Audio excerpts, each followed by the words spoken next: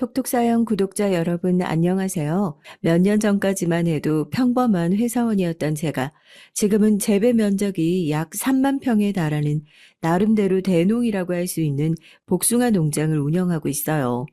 아무래도 밖에 나가서 직접 땅을 돌봐야 하는 일이 많은 제 직업 특성상 톡톡사연 유튜브를 틀어놓고 이어폰을 귀에 딱 꽂고 아무 생각 없이 작업을 하면 정말 시간 가는 줄도 모르고 일을 하게 되거든요. 그렇게 평화로운 농부로 살아가던 저에게도 다른 분들에게 비하면 소소하긴 하지만 기가 막히고 웃긴 에피소드가 하나 생겨서 그럼 나도 여기다 한번 제보를 해봐야겠다 생각이 나서 불이 나게 달려왔습니다. 라디오 사연 한번 써본 적 없어 글솜씨는 많이 부족하다만 성우님의 고운 목소리로 맛깔나게 사연을 살려주시기를 부탁드리면서 제 얘기를 해볼게요. 여름이 되면 달콤한 복숭아 향기가 너울거리는 이 아름답고 풍성한 과수원이 완성되기까지는 저에게도 많은 어려움이 있었습니다. 사실 이 땅이 그냥 만들어진 건 아니고요. 금수저다, 은수저다, 부모님이 물려주신 것들이 얼마나 많냐, 그렇게 수저에 비유하던데, 저는 수저 대신 복숭아 가지를 물려주셨네요. 제가 어머니 뱃속에 있기도 전부터 저희 부모님은 복숭아 농장을 해오셨어요. 그때는 규모가 이만큼이나 크진 않았지만 그래도 제가 그 밭에서 나고 자란 복숭아로 대학까지 나올 수 있었으니까 그렇게 집이 사는 게 어렵진 않았던 거죠. 부모님이 농사를 짓는 모습을 보면서 저는 결심을 했어요. 나는 커서 절대 농사는 안 짓겠다고요. 그도 그럴 게 농사 짓는 분들 계세요. 농사가 보통 일이 아니잖아요. 대농이라고 하면 큰 땅에서 돈 많이 벌어가는 그런 모습만 알고 계실 텐데 이게 일반 직장인들 시급으로 따지면 최저시급도 안 나오는 일이에요. 휴일도 따로 정해져 있지 않고 아침이든 저녁이든 농장 나가서 살펴야겠다 하면 그때가 제 출근 시간이 되는 거죠. 부모님이야 너무 오랜 시간 동안 그 일을 해오셨지만 저는 그런 부모님의 모습을 보면서 농사라면 학을 떼는 사람으로 자라게 된 겁니다. 제가 대학을 졸업할 때쯤엔 불러 앉혀놓고 복숭아 농장을 물려받을 생각이 없냐 넌지시 말씀을 하셨던 적도 있으셨어요. 이제 엄마도 몸이 영 예전 같지가 않은 게 나가서 일하는 게 엄마 체질에 딱 맞긴 한데 이것도 몇 년 더 못하겠다 싶다. 그래도 엄마가 그래. 엄마가 노는 걸 못 견디는 것도 못 견디는 건데, 땅이 놀고 있는 꼴을 보면 그냥 딱 미치겠다니까. 그러지 말고 이것저것 못하겠다 싶으면 눈 딱 감고 엄마한테 농사 일이나 배워. 대학 나온 거 엄마 그거 하나도 안 아깝다. 제 손을 꼭 붙들고 그런 말씀을 하시는 엄마를 보면서 제가 어떤 반응을 보였는 줄 아세요? 다음 달에 중소기업 격리 면접 봐서 바로 합격했잖아요. 그 정도로 농장을 물려받는 건 죽기보다 싫었으니까요. 딱히 회사 일에 흥미가 있는 것도 아니었지만 제 비교 기준은 항상 농사였습니다. 그래도 농사보단 낫지. 복숭아 따는 것보단 100배 낫다. 회식에서 안주로 복숭아 화채라도 나오면 테이블 저 끝으로 밀어놓고 거들떠보지도 않을 정도였다니까요. 그런 제가 돌고 돌아 복숭아 밭으로 다시 돌아오게 된 건 여러 가지 이유가 있었는데요. 첫 번째는 결혼이었고 두 번째는 코로나였습니다. 서울로 상경해서 회사원들로 가득 찬 지하철에 몸을 맡기고 출퇴근을 하고 때가 되면 결혼을 하고 아이를 낳고 남들은 꿈이 뭐냐고 물어보면 로또 1등에 당첨되는 거다. 재테크를 잘해서 성공하고 싶다. 항상 부나 명예를 얘기하는데 저는 사람이 원체 그래요. 야망도 없고 욕심도 없고 그저 비슷한 사람 만나서 평범하게 잘 살면 좋겠다 싶었거든요. 그렇게 회사 생활을 계속하다가 저희 회사 과장님의 소개로 남편을 만나게 됐고 무난하게 좋은 성격의 집안끼리 큰 차이도 없이 결혼까지 하게 됐습니다. 결혼할 때 양가의 반대나 그런 에피소드 같은 건 없었냐고요? 네, 저도 사연을 보내면서 없는 얘기라도 지어서 써볼까 싶었는데 그런 일은 전혀 없었어요. 그런 것도 어느 한쪽이 가진 게 많아야 뺏고 싶고 뺏기고 싶지 않으니까 일어나는 싸움 아니겠어요? 저희는 친정도 그렇고 시댁도 아직까지 지방에 엘리베이터가 없는 4층짜리 아파트에 사실 정도로 검소하시고 평범하신 분들이세요. 남편은 유통 관련해서 큰 회사에 다니고 있었는데 돈 좀 번다고 집에다가 무작정 퍼다 주는 것도 아니고 그렇다고 본인 사치가 심한 사람도 아니고 누가 보면 뭐 저렇게 재미없고 무던하게 사는 사람들이 다 있나 싶을 정도였습니다. 그런데 그런 무던한 저희에게도 큰 시련이 찾아오게 됩니다. 바로 코로나였어요. 제가 다니고 있는 이 회사가 평생 직장이 될 거라는 생각은 한 번도 해본 적이 없었지만 그래도 이렇게 빨리 어려워질 거라는 생각도 하지 못했죠. 다들 코로나 시기 겪어보셔서 아시겠지만 그렇게 오라갈 줄 아무도 예상하지 못했잖아요. 사스며 메르스며 뭐 전염병 한두 번 겪어본 것도 아니고 이번에도 몇 개월 바짝 힘들다가 말겠지 싶었는데 이게 장기전에 돌입하니까 어지간히 튼튼한 기업 아니면 살아남기가 힘들더라고요. 결국 남편도 저도 그 칼바람에 회사에 붙어 있지 못하고 하루아침에 백수가 되고 말았습니다. 그나마 애가 없어서 다행이지만 얼마 되지도 않는 퇴직금을 하염없이 까먹고 있을 수만은 없는 노릇이고 어떻게 해야 되지 막막한 마음에 둘이 누워서 시커먼 천장만 바라보고 있는데 남편이 대뜸 그래요. 여보, 우리 시골 내려가서 농사 지을까? 아무리 생각해도 우리가 회사원을 할 그릇은 안 되는 것 같아. 나는 퇴사하고 나서 그런 생각이 들더라고. 아, 내가 그동안 나한테 맞지도 않는 옷을 꾸역꾸역 입고 살아왔구나 하고. 당신도 그냥 장인어른 장모님 농사 짓는 것만 보고 죽어라 싫다고 도망 다니기만 했지. 제대로 부딪혀볼 생각은 하지도 않았잖아. 우리 계속 이렇게 놀지만 말고 할 수 있는 걸 해보자. 어차피 싫어할 거 가서 해보고 제대로 싫어하는 게 낫지 않겠어? 평소 같았으면 무슨 소리를 하는 거냐고 나는 죽어도 안 한다고 학을 뗐을 텐데 그날따라 남편의 말이 뭔가 그렇게 마음에 울렸던 건지 그래 그러자 하고 무작정 친정집으로 내려왔어요.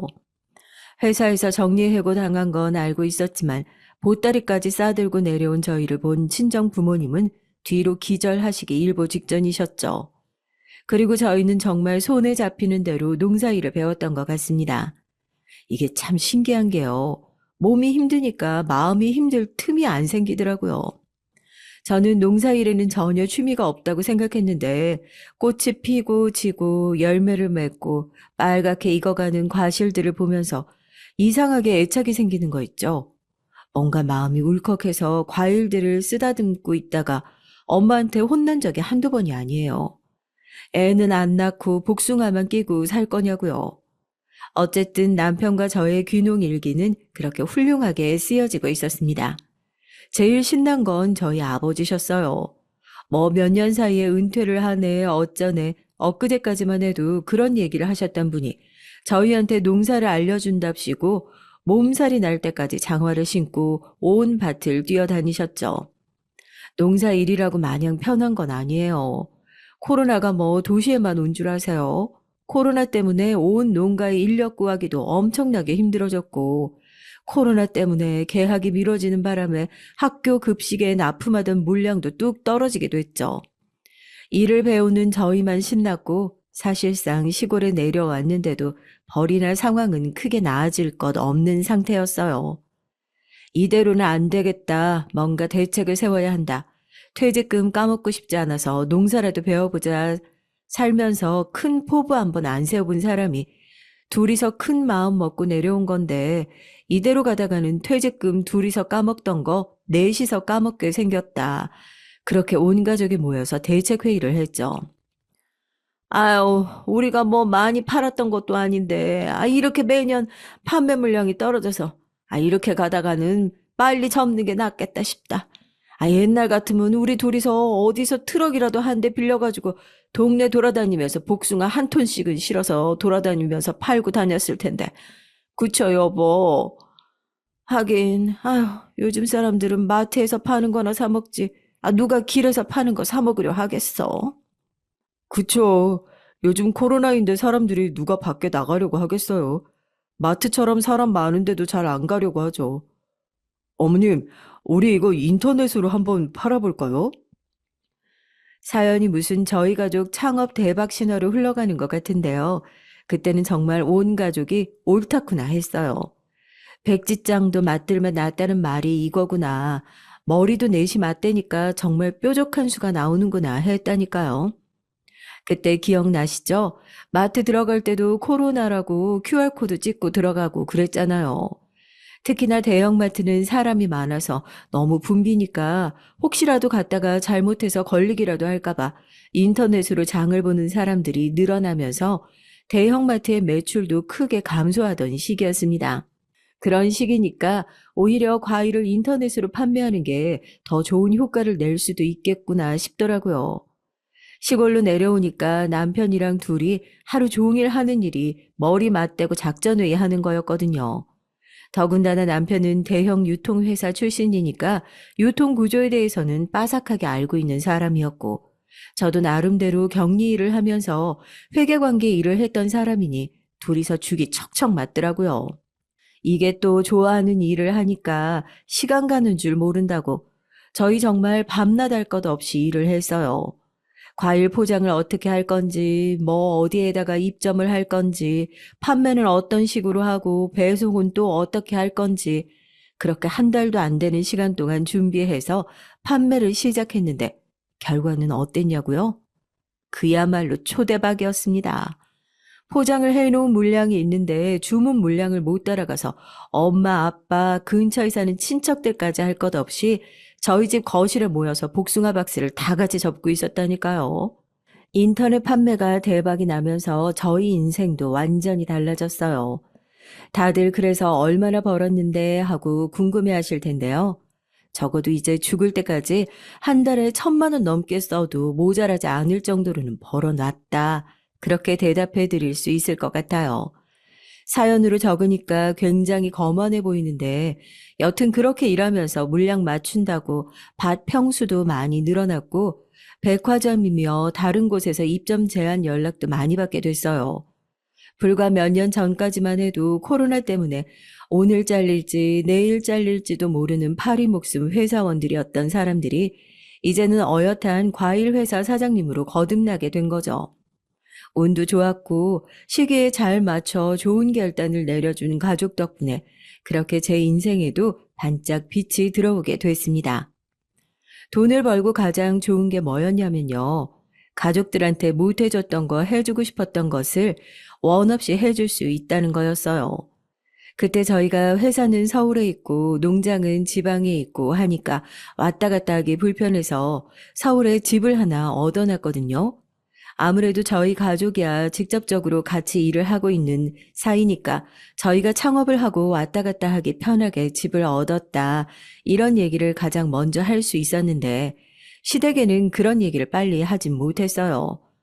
뭐 핑계라고 하신다면 핑계일 수도 있겠지만 그 당시에 일이 너무 바쁘기도 했고 이걸 하나부터 열까지 설명한다는 게 쉬운 일이 아니잖아요.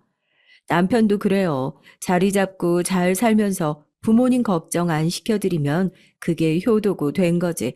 뭘 구구절절 설명을 하고 그러냐고요. 그걸 보면서 또 결심을 했답니다. 저는 나중에 절대 아들 안 낳아야지 하고요. 여튼 저희가 그런 얘기를 시댁에 밝히게 된 건 좋은 이유 때문은 아니었어요. 아버지도 평생 물류 유통 쪽 일을 하셔서 허리가 계속 안 좋으셨는데 디스크가 터져서 허리 수술을 이번에 2번째 받게 되신 거예요. 두 분은 시댁 근처에서 수술을 받으면 된다, 신경 쓰지 말아라 그러시는데 아무리 자기 사는 이야기 구구절절 안 하는 무뚝뚝한 아들이라지만 부모님 아프다는데 가만히 발 뻗고 자겠어요.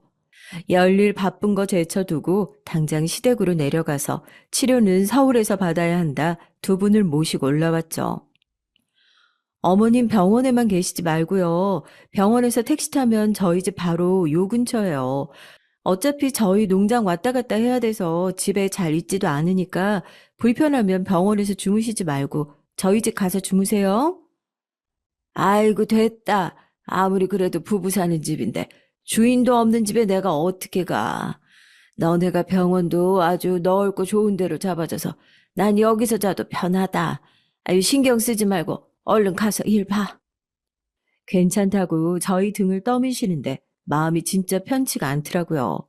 그래서 저희 집이 정 싫고 불편하시면 요 앞에 호텔에서라도 주무셔라. 이거 미리 다 계산해 놓은 거라 안 주무시면 호텔비 그대로 날아가는 거다. 반 협박까지 해서 그렇게 호텔에서 어머님을 모셨습니다.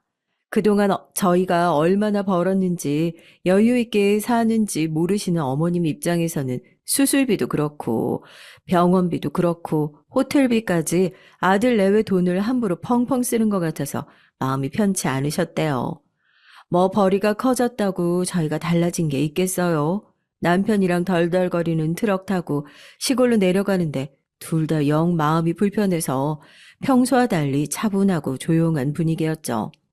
제가 참다 못해 먼저 얘기를 꺼냈습니다. 여보, 그러지 말고 우리 어머님 아버님 서울로 모실까? 아버님 디스크도 그렇고 어머님도 요즘 계속 여기저기 아프다고 그러시는데 우리 부모님이야 어떻게 보면 우리가 일하느라 자주 들여다보고 하지만 어머님 아버님은 그렇게 하지도 못하잖아. 그쪽엔 큰 병원도 많이 없고 더군다나 아버님 이제 퇴원하시고 집에 들어가시면 관리도 잘 하셔야 되는데 허리 수술도 하신 분이 엘리베이터도 없는 아파트 계단 오르락 내리락 하시려면 그것도 얼마나 힘드시겠어. 나 아무래도 마음이 너무 불편해서 안 되겠어. 그냥 아파트 하나 얻자. 나 그럴래. 제가 인생에서 단호해지는 순간들이 몇 있어요. 복숭아밭 물려받지 않겠냐 박차고 나와서 서울로 갈 때가 그랬고 남편과 결혼하겠다 선언했을 때가 그랬고 그 다음이 바로 그 순간이었던 것 같습니다. 제 얘기를 들은 남편이 어떤 반응이었는 줄 아세요? 갑자기 운전을 하다가 갓길에 차를 대더니 그 무뚝뚝한 사람이 핸들을 붙들고 막 울어요. 남편을 만난 이후로 남편 운 걸 본 게 그때가 처음이었거든요. 저도 너무 놀라고 당황해서 무슨 일 있냐고, 무슨 일 때문에 우는 거냐고 그러니까 얼굴이 눈물 범벅이 돼서는 그럽니다. 저한테 너무 고맙다고요. 어떻게 보면 내가 이렇게 밥 벌어먹고 살고 있는 것도 당신 덕분인데 이제 나로도 모자라서 우리 부모님까지 먼저 챙겨주겠다고 얘기해줘서 정말 고마워. 내가 해야 할 일인데 나도 마음속으로 어떻게 해야 하나 고민만 하고 있었다는 게 자식이라고 꼴랑 둘밖에 없는데 그것도 내가 큰아들인데 이런 거 하나 속 시원하게 결정 못하고 우물쭈물하고 있었던 게 쪽팔려서 그래. 그리고 당신이 그렇게 결정해주고 말해줘서 너무 고마워. 진짜 고마워. 내가 남은 인생은 누가 뭐라고 해도 그냥 딱 죽었다. 당신 머슴이다. 그렇게 생각하고 살게. 누가 보면 그 돈 나 혼자 다 벌고 당신이 나한테 기생하면서 사는 줄 알겠네. 미안한데 그거 당신도 같이 번 돈이야. 지금 이 상황에서 이혼 소송하면 내 재산 100억 중에 50억은 당신 몫이야. 그렇다고 50억 챙기겠다고 이혼 소송을 할 생각은 꿈도 꾸지 말고 그거 완전 황금알 낳는 거위 배 가르는 꼴이다. 앞으로 계속 같이 살면 50억이 뭐야. 500억은 더 벌지도 모르지. 우리가 왜 이렇게 열심히 사는데 다들 이런 일이 있을 때 눈치 보지 않고 가족들한테 해주고 싶은 거 해주려고 버는 거잖아. 여보, 우리 현명하게 쓰자. 아끼지 말아야 할 때 허리 졸라매지 말자. 그거 너무 추잡스럽다. 별거 없는 저도 그런 인생의 신념 정도는 있는 거거든요. 그렇게 농장에 가서 일을 보고 서울에 올라가서 바로 시부모님이 사실 집을 계약했어요. 이 사연을 들으시면서 너 그럼 친정 부모한테는 뭐 해준 거 있냐 속으로 욕하시는 분들이 있을까봐 미리 말씀드리지만 친정 부모님은 동업자라서 섭섭하지 않게 잘 챙겨드렸으니 그 부분은 절대 걱정하지 않으셔도 됩니다. 여튼 저희 집 볼 때보다 더 꼼꼼하게 시부모님이 사실 집을 보러 다녔어요. 엘리베이터가 편한지, 주변에 병원은 가까운 곳이 있는지, 교통이나 어른들 놀거리는 잘 갖추어져 있는지, 뭐 가진 돈이 많다고 해서 비싸고 넓은 집을 사드렸던 건 아니지만 그래도 두 분이 바로 들어와서 사셔도 불편함이 없을 정도로 간단한 가전이나 가구까지 다 갖춰 놓고 아버님 퇴원하시는 날만 혼자 설레서 기다리고 있었습니다. 그리고 기다리고 기다리던 아버님의 퇴원날, 저는 두 분을 모시고 잠깐 집에 들렀다 가자며 새로 이사 가실 집으로 모셨어요. 당연히 이사간 저희 집이라고 생각하신 두 분께서는 제가 미리 준비한 명패에 적힌 시아버지의 이름을 보고 깜짝 놀라셨죠. 미리 허락도 안 받고 맘대로 결정해서 죄송해요. 저 그래도 이 사람이랑은 충분히 얘기 많이 했어요. 미리 허락받으면 미안하다고 절대로 허락 안 해주셨을 거잖아요.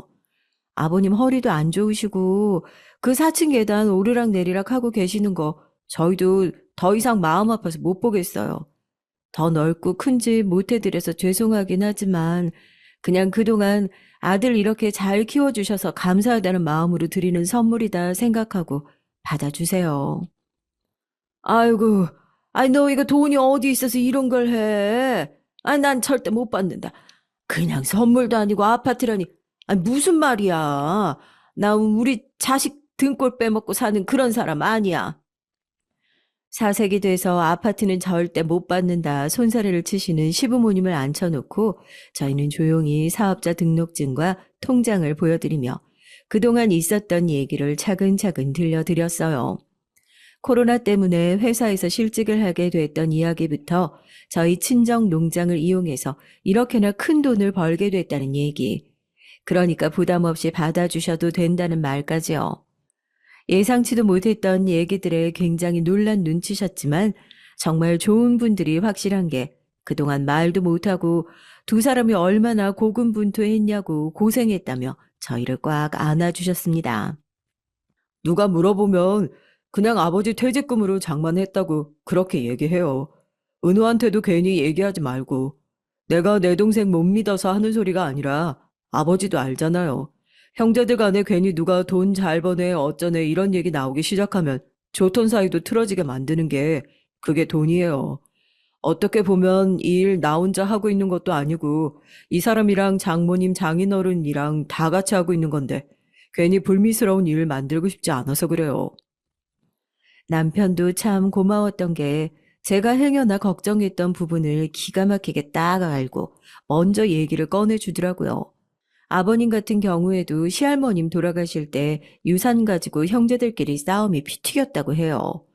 그 고생을 해보신 분이라서 남편이 한 얘기를 금세 알아차리시고 절대 얘기 안 하시겠다고 그러시더라고요. 여튼 그날만큼 뿌듯한 날이 없었습니다. 어머님 아버님도 처음엔 싫다 싫다 하시더니만 말만 싫다고 하시지 엄청 좋아하시더라고요. 이 방 열어봤다가 저 방 열어봤다가 서울 집은 이렇게 방이 많냐고 아파트는 처음이라고 엘리베이터는 뭐가 이렇게 또 빠르냐고 꼭 아이처럼 좋아하시는 모습을 보니까 아, 돈 벌기를 참 잘했구나. 가족들이 웃는 이 모습 보려고 돈을 버는구나. 제가 그날 돈의 참맛을 제대로 알아버렸다니까요. 자, 그럼 이제 여기서부터 제 사연이 본격적으로 시작한다고 할 수 있겠네요. 남편과 제가 돈을 말 그대로 정승처럼 쓰는 사람들이라면 누군가는 돈을 망나니처럼 쓰고 다녀야 세상의 균형이 맞는 법 아니겠어요? 남편이 괜히 아버님에게 그런 얘기를 하면서 신신당부를 했던 건 아니겠죠. 네, 맞습니다. 남편의 남동생, 그러니까 저희 서방님은 돈 보기와 돈 쓰기를 정승같이 하는 저희 남편과 달리 허영심과 사치로 똘똘 뭉쳐있는 사람이었어요. 서방님의 얘기를 간단하게 하자면 전형적인 늦둥이, 예쁨만 받고 자라서 어리광으로 똘똘 뭉친 나이 먹고 몸만 컸지 철없는 건 여전한 사람이라고 할 수 있겠네요. 너무 안 좋은 수식어만 주렁주렁 가져다 붙인 것 같지만 그것보다 저희 서방님을 더 잘 표현할 수 있는 말들이 마땅히 떠오르지 않아요. 저희 남편과 7살 차이가 나는 서방님은 늦둥이인 만큼 시부모님께서 더 애지중지하면서 키우셨대요. 독립적이고 무뚝뚝한 성격의 남편과 달리 애교도 많고 또 애교를 부린 만큼 부모님한테 돌아오는 게 있었으니까 그런 성격으로 클 수 있었겠구나 싶기도 하더라고요. 제가 여태 했던 얘기 들어보시면 아시겠지만 시댁이 그렇게 넉넉하고 여유로운 형편은 아니에요. 그런데 서방님은 고등학교, 대학교를 모두 영국에서 유학까지 했을 정도로 부모님이 얼마나 해주고 싶은 것들을 아낌없이 다 해주셨는지 아시겠죠?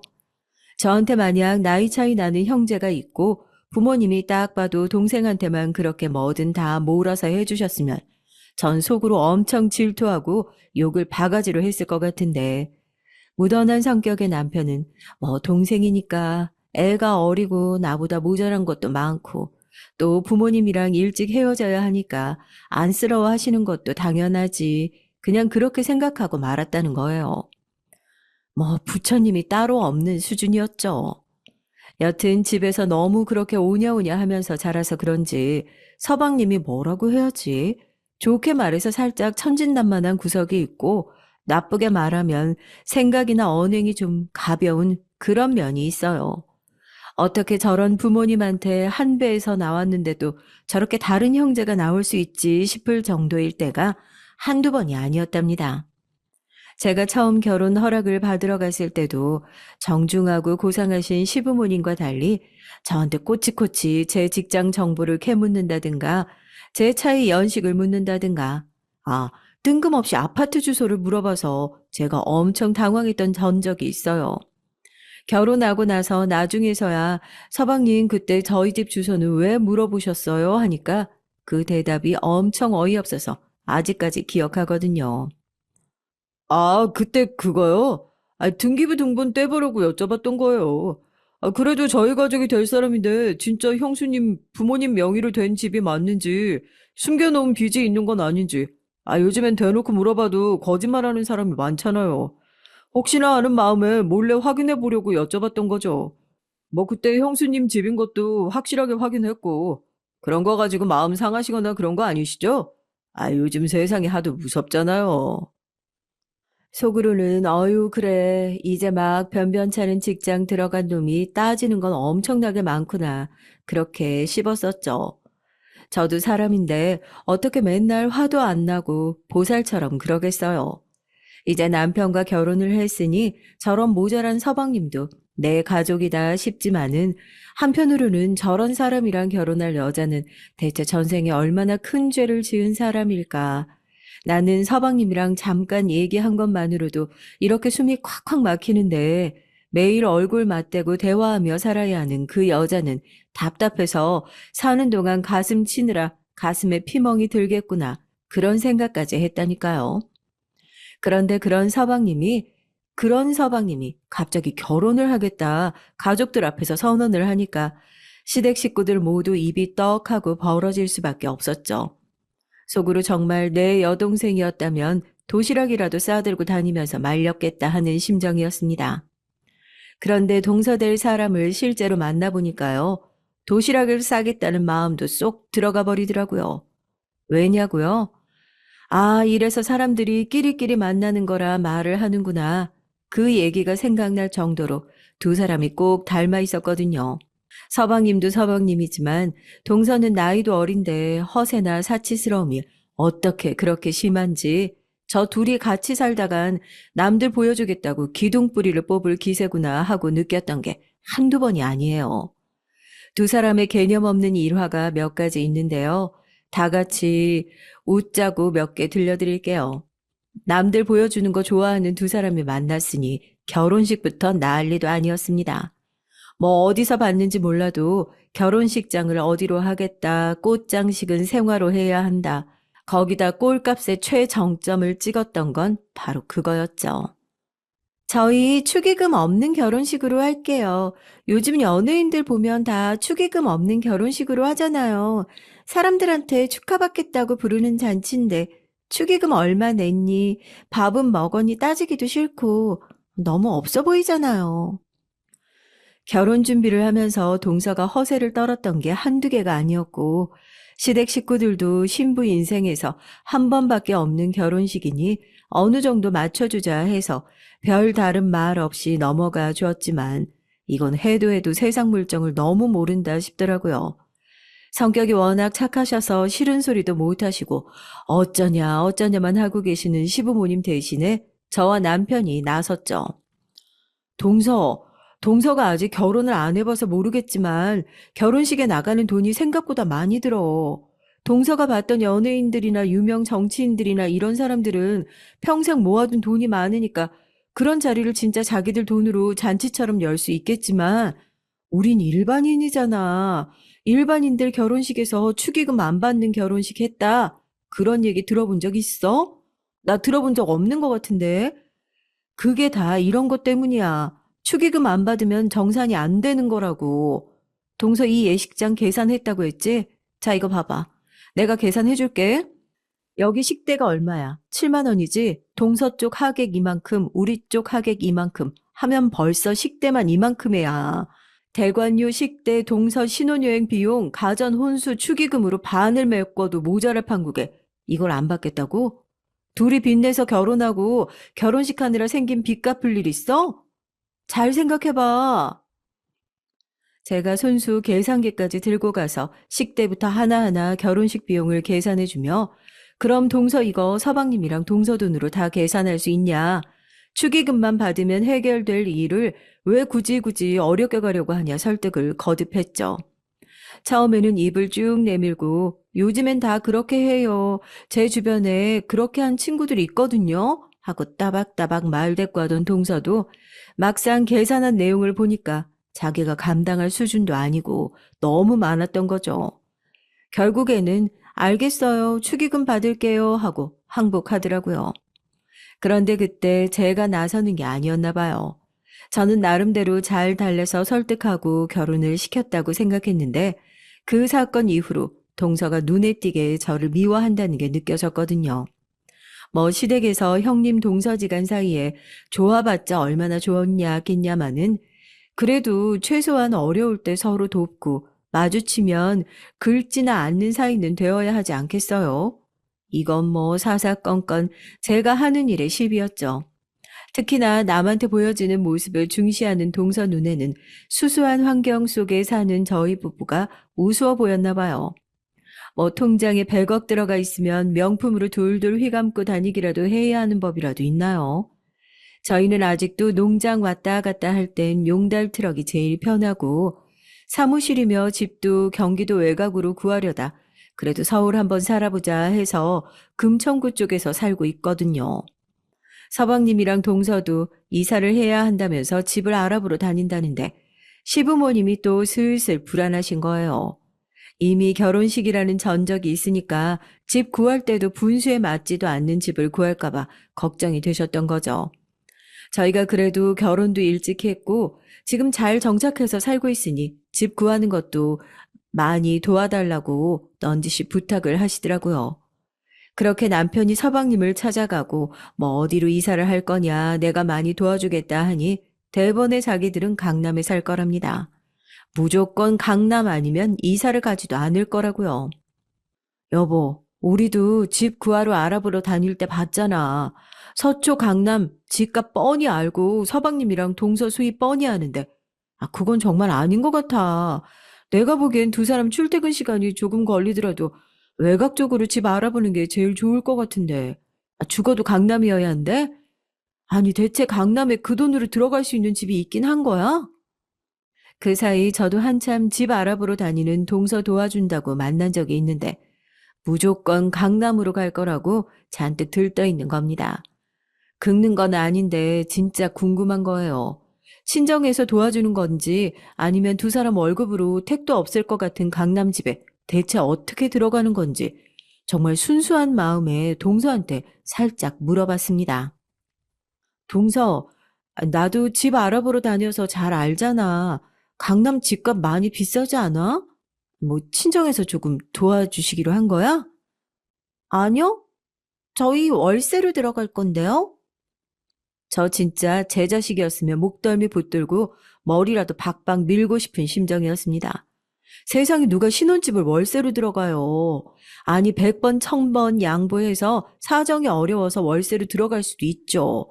강남 신혼집 월세로 들어갈 돈이면 욕심 버리고 조금 떨어진 곳에 전세로도 충분히 들어갈 수 있는 돈인데 오로지 사람들한테 보여지는 그 허세를 못 버려서 월세로라도 꾸역꾸역 강남에 입성하겠다는 얘기 아닌가요? 이건 뭐 속이 답답한데 괜히 또 결혼식 때처럼 잘못 긁었다가 형님 동서지간 사이만 나빠질까봐 섣불리 말도 못 꺼냈겠더라고요. 동서, 그러게까지 꼭 강남 집을 가야 돼? 아니면 우리 쪽 집도 알아봐 줄까? 잘 찾아보면 우리 쪽에도 그만큼으로 전세까지 나올 것 같은데. 생각보다 학군도 잘 잡혀 있고 살기 좋아. 그래도 서울이잖아. 동서가 너무 강남만 보고 있어서 잘 모르겠지만 이쪽도 인프라가 좋고 넓게 봤으면 좋겠다 싶어서. 아니면 주말에 우리 집 한번 와볼래? 나도 동서랑 이웃되면 좋을 것 같아서 그래. 최대한 동서가 기분 나쁘지 않은 선에서 저도 얘기를 한 거죠. 나는 너랑 이웃되는 것도 나쁘지 않다. 우리 집 와서 구경도 좀 하고 동네에서 전세도 한번 알아봐라 하고요. 그런데 우리 동서 뭐가 그렇게 안 입고 왔는지 픽 웃으면서 비웃음이 가득한 얼굴로 저를 쳐다보고 따박따박 말대꾸를 하기 시작하더라고요. 형님, 형님이 진짜 뭘 잘 모르셔서 하는 것 같은데 학군이 아무리 좋고 인프라가 아무리 좋아도 금천구는 금천구고 강남구는 강남구예요. 왜 옛날 엄마들이 허리띠를 졸라매고 빚을 내서라도 강남에 들어가야 된다. 강남 엄마가 되어야 한다. 그런 줄 아세요? 다 미래에 자기 자식 생각해서 그러는 거예요. 저도 형님이 기분 상하실 것 같아서 계속 얘기 안 하고 있었는데요. 남편한테 들어보니까 두 분 무슨 농사 지으신다면서요? 저도 손윗사람이 해주시는 조언이니까 되도록 기분 안 상하고 들으려고 노력하고 있는데요.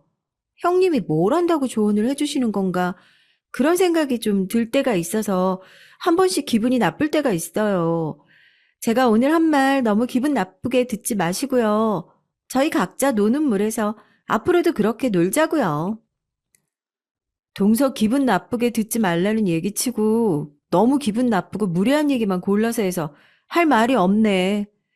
내 딴에는 초년생인 두 사람이 살면서 안 겪어도 될 힘든 상황을 겪지 말아라 조언해 준 건데 그게 그렇게 듣기 싫고 기분 나빴으면 앞으로 그런 얘기는 안 할게.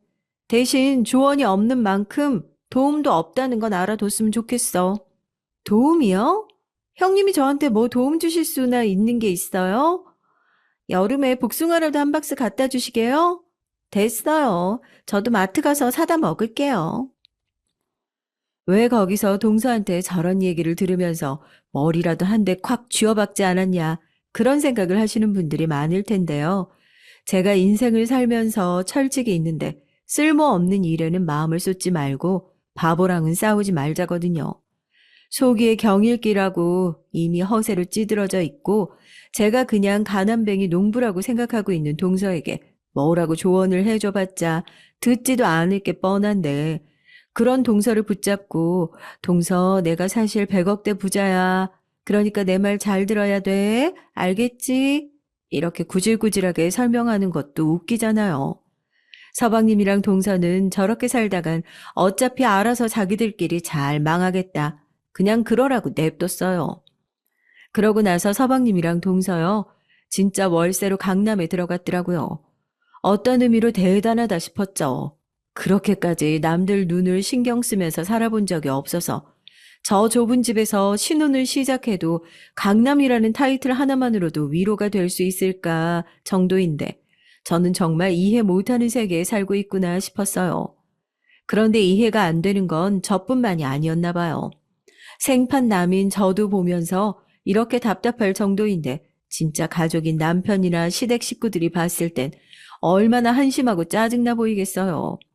자식들한테 싫은 소리 한 번을 안 하시던 저희 시아버지께서도 월세라니 무슨 말이냐, 차라리 그럴 바에는 시골로 내려가라는 호통을 칠 정도셨죠. 그래도 서방님이랑 동서는 꾸역꾸역 버티고 가족들에게 악다구니를 쓰더라고요. 원래 돈 많은 사람들은 월세 산다고. 뭐 상황 따라서 언제 어떻게 옮기게 될지 모르니까 그러는 거라고. 진짜 부자들은 호텔 월 단위로 끊어놓고 산다고. 그렇게 빠득빠득 우기는 사람들한테 무슨 힘을 빼겠어요. 그냥 놔둬라. 어려울 때 손 벌리면 그때 뭐라고 하자 하고 제가 두 분을 달랬습니다. 적어도 동서가 저를 그렇게 무시했던 건 저랑 단 둘이 있었을 때였어요. 그러니까 저도 기분이 상하더라도 응 그래 네 마음대로 물고 뜯고 씹어라. 어차피 난 잘 살고 있고 넌 월세잖니 하고 속으로 비웃으면서 넘어갈 수 있었죠.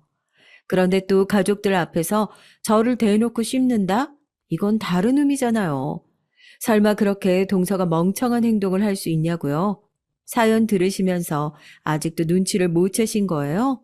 저희 동서 생각보다 진짜 멍청하다니까요. 어쨌든 서방님과 동서의 아등바등 덕분에 시댁 식구들 전부 다 서울살이를 할 수 있게 됐죠. 이게 참 예전에 시부모님이 시골 살고 계실 땐 몰랐는데 가까이 계시니까 확실히 예전보다 만나게 되는 날들이 늘어나더라고요.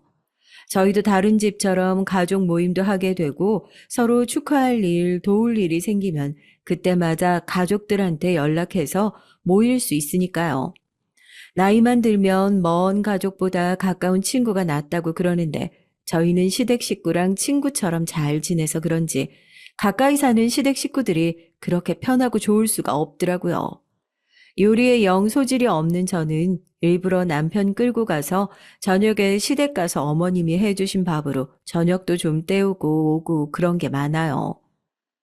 아유, 근처 나는 둘째 내가 요즘 조용하게 너무 무서워. 아, 또 무슨 폭탄 같은 걸 안고 들어올까 봐.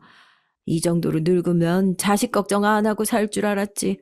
아직까지도 이런 걱정을 하고 살아야겠니, 내가? 놔둬요. 힘들면 지들이 먼저 나가 떨어지게 되어 있다니까. 하성이 얘기 들어보니까 나가는 게 월세만 있어. 월세, 관리비에 생활비에. 이번에 재수 씨 차가 퍼져서 차 바꿔야 하는데 또 거기도 목돈 깨지게 생겼다고. 이제 슬슬 걔도 머리 아프기 시작한 거지. 걘 머리 좀 더 아파봐야 돼. 골이 한두 번은 깨져 봐야 정신을 차린다니까. 가족들이 모이면 항상 걱정의 대상은 서방님과 동서였죠. 저희들 사이에서 아무 말도 없이 조용하면 또 무슨 사고를 치려고 저렇게 준비를 하고 있나 할 정도였으니까요. 그런데 가족이 왜 가족이겠어요? 잘 아니까 가족인 거지. 너무 오랫동안 잠잠하다 했었는데 딱 그 주기가 돌아왔던 것 같더군요. 무슨 주기냐고요? 서방님이랑 동서랑 자주 걸리는 그 허세병이 돌아오는 주기요. 시부모님한테 연락이 왔어요. 이번 주말에 집에서 다 같이 모여야 될 것 같다고요. 시부모님이 이렇게 먼저 연락을 해서 다 같이 모이자고 하시는 일이 거의 없었거든요. 가도 저희가 먼저 가고 귀찮게 굴지 소집 명령을 하시는 일은 잘 없으니까 혹시 무슨 일이라도 있나 싶어서 걱정돼서 여쭤보니까 시부모님이 소집한 건 아니고 서방님이랑 동서가 소집한 거라고 하더군요. 저 그냥 마음 놓고 웃으면서 여쭤봤어요. 어머님 이번엔 또 뭐래요? 그러니까 어머님도 그러십니다. 동서가 차를 바꿨는데 그래도 가족들 다 같이 있는 자리에서 고사를 지냈으면 좋겠다고 얘기를 했더라고요. 생각보다 별거 없네 하고 저도 동서한테 연락해서 그럼 북어포랑 머릿고기는 내가 살 테니까 시댁 옆에 저 근처 공터에서 고사를 지내자고 그렇게 말했죠. 그리고 주말 일찍 도착해서 공터에 다 차려놓고 시부모님이랑 저랑 남편이랑 기다리고 있는데 서방님이랑 동서가 빨리 안 오더라고요. 그때 저 멀리서 벤츠 한 대가 들어오더니 저희 앞에 딱 멈춰서요. 저희는 그게 절대 동서차라고는 생각도 하고 있지 않았다는 거죠. 언제 오나 하고 있었는데 운전석에서 동서가 내리더라고요. 저희 다 입이 떡 벌어졌죠. 너무 좋은 차를 타서 놀라 입을 떡하니 벌렸던 게 아니고요. 와, 정말 자기들 분수 생각 안 하고 돈 쓰는 데는 1등이구나. 그러고 입을 떡 벌렸던 거라니까요. 그래도 저희가 강남 살잖아요. 저희 오피스텔 주차장 보시면 진짜 기절초풍하실걸요. 외제차 아니면 못 들어오냐고 할 정도로 전부 다 고급 외제차예요. 저도 출퇴근하면서 그 똥차 끌고 다니니까 사람들이 도로에서 자꾸 무시하는 것 같기도 하고 제 차도 그 외제차들 사이에 있으니까 기죽었나 봐요. 딱 알맞게 퍼져버린 거죠 뭐. 그래서 바꿨어요. 재수 씨, 이걸 정말 산 거예요? 아, 이거 옵션도 다 들어가 있는데 돈 꽤나 줬을 것 같은데. 할부는 얼마나 한 거예요? 현금 넣긴 넣었어요? 이사하는데 돈 다 써서 할부를 좀 많이 넣긴 했어요. 그래도 둘이서 벌고 나눠서 내면 못 살 게 어딨어요? 안 그래요? 고사를 지내는 동안 시부모님 표정이 내내 어두우시더라고요. 안 어두울만 하시겠냐고요. 두 사람이 아무리 생각이 없어도 지금 아파트 이사할 돈도 없어서 강남 오피스텔에서 월세로 들어가 살고 있으면서 외제차를 풀 할부로 샀으니 이건 내 자식을 넘어서 이러다가 돈 문제라도 크게 사고 치겠다 걱정될 수준인 거죠. 뭐 머리가 꽃받친 동서와 서방님 둘만 신나서 고사를 지내고 시승식을 해주겠다고 저희를 태우고 시댁으로 다시 돌아갔어요. 근심이 가득해서 밥도 제대로 먹지 못하시는 시부모님 대신 또 맏며느리인 제가 나섰습니다. 동서, 아무리 그래도 프라이브는 조금 그래. 나도 강남에 친구들 많이 살고 있지만 돈 많은 내 친구들 중에서도 외제차 타고 다니는 애들은 한 명도 없어. 외제차는 보험료도 많이 나가고 기름값도 많이 나가서 유지비도 만만치 않다고. 두 사람은 지금 돈 모아서 하루라도 빨리 아파트 전세를 알아봐야 할 시기지 할부로 외제차를 뽑을 시기는 아닌 것 같은데. 그런데 제 말에 동서도 제대로 긁혀버린 거죠. 평소라면 그래도 시댁 식구들 앞이니까 싫은 티는 내도 말조심은 했을 텐데 저랑 둘이 있을 때 본 모습이 대뜸 나와버린 겁니다. 형님, 정말 저번부터 왜 그러세요? 형님이 뭐 되시기라도 해요? 아니, 그래서 형님은 뭐 타고 다니시는데요? 그 오래된 용달 트럭이요?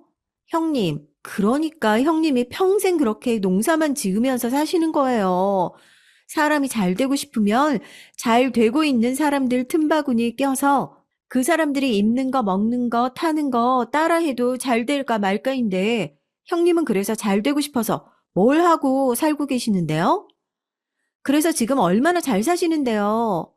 저한테 이 정도로 조언하실 정도로 잘 사세요? 아니, 나도 봐.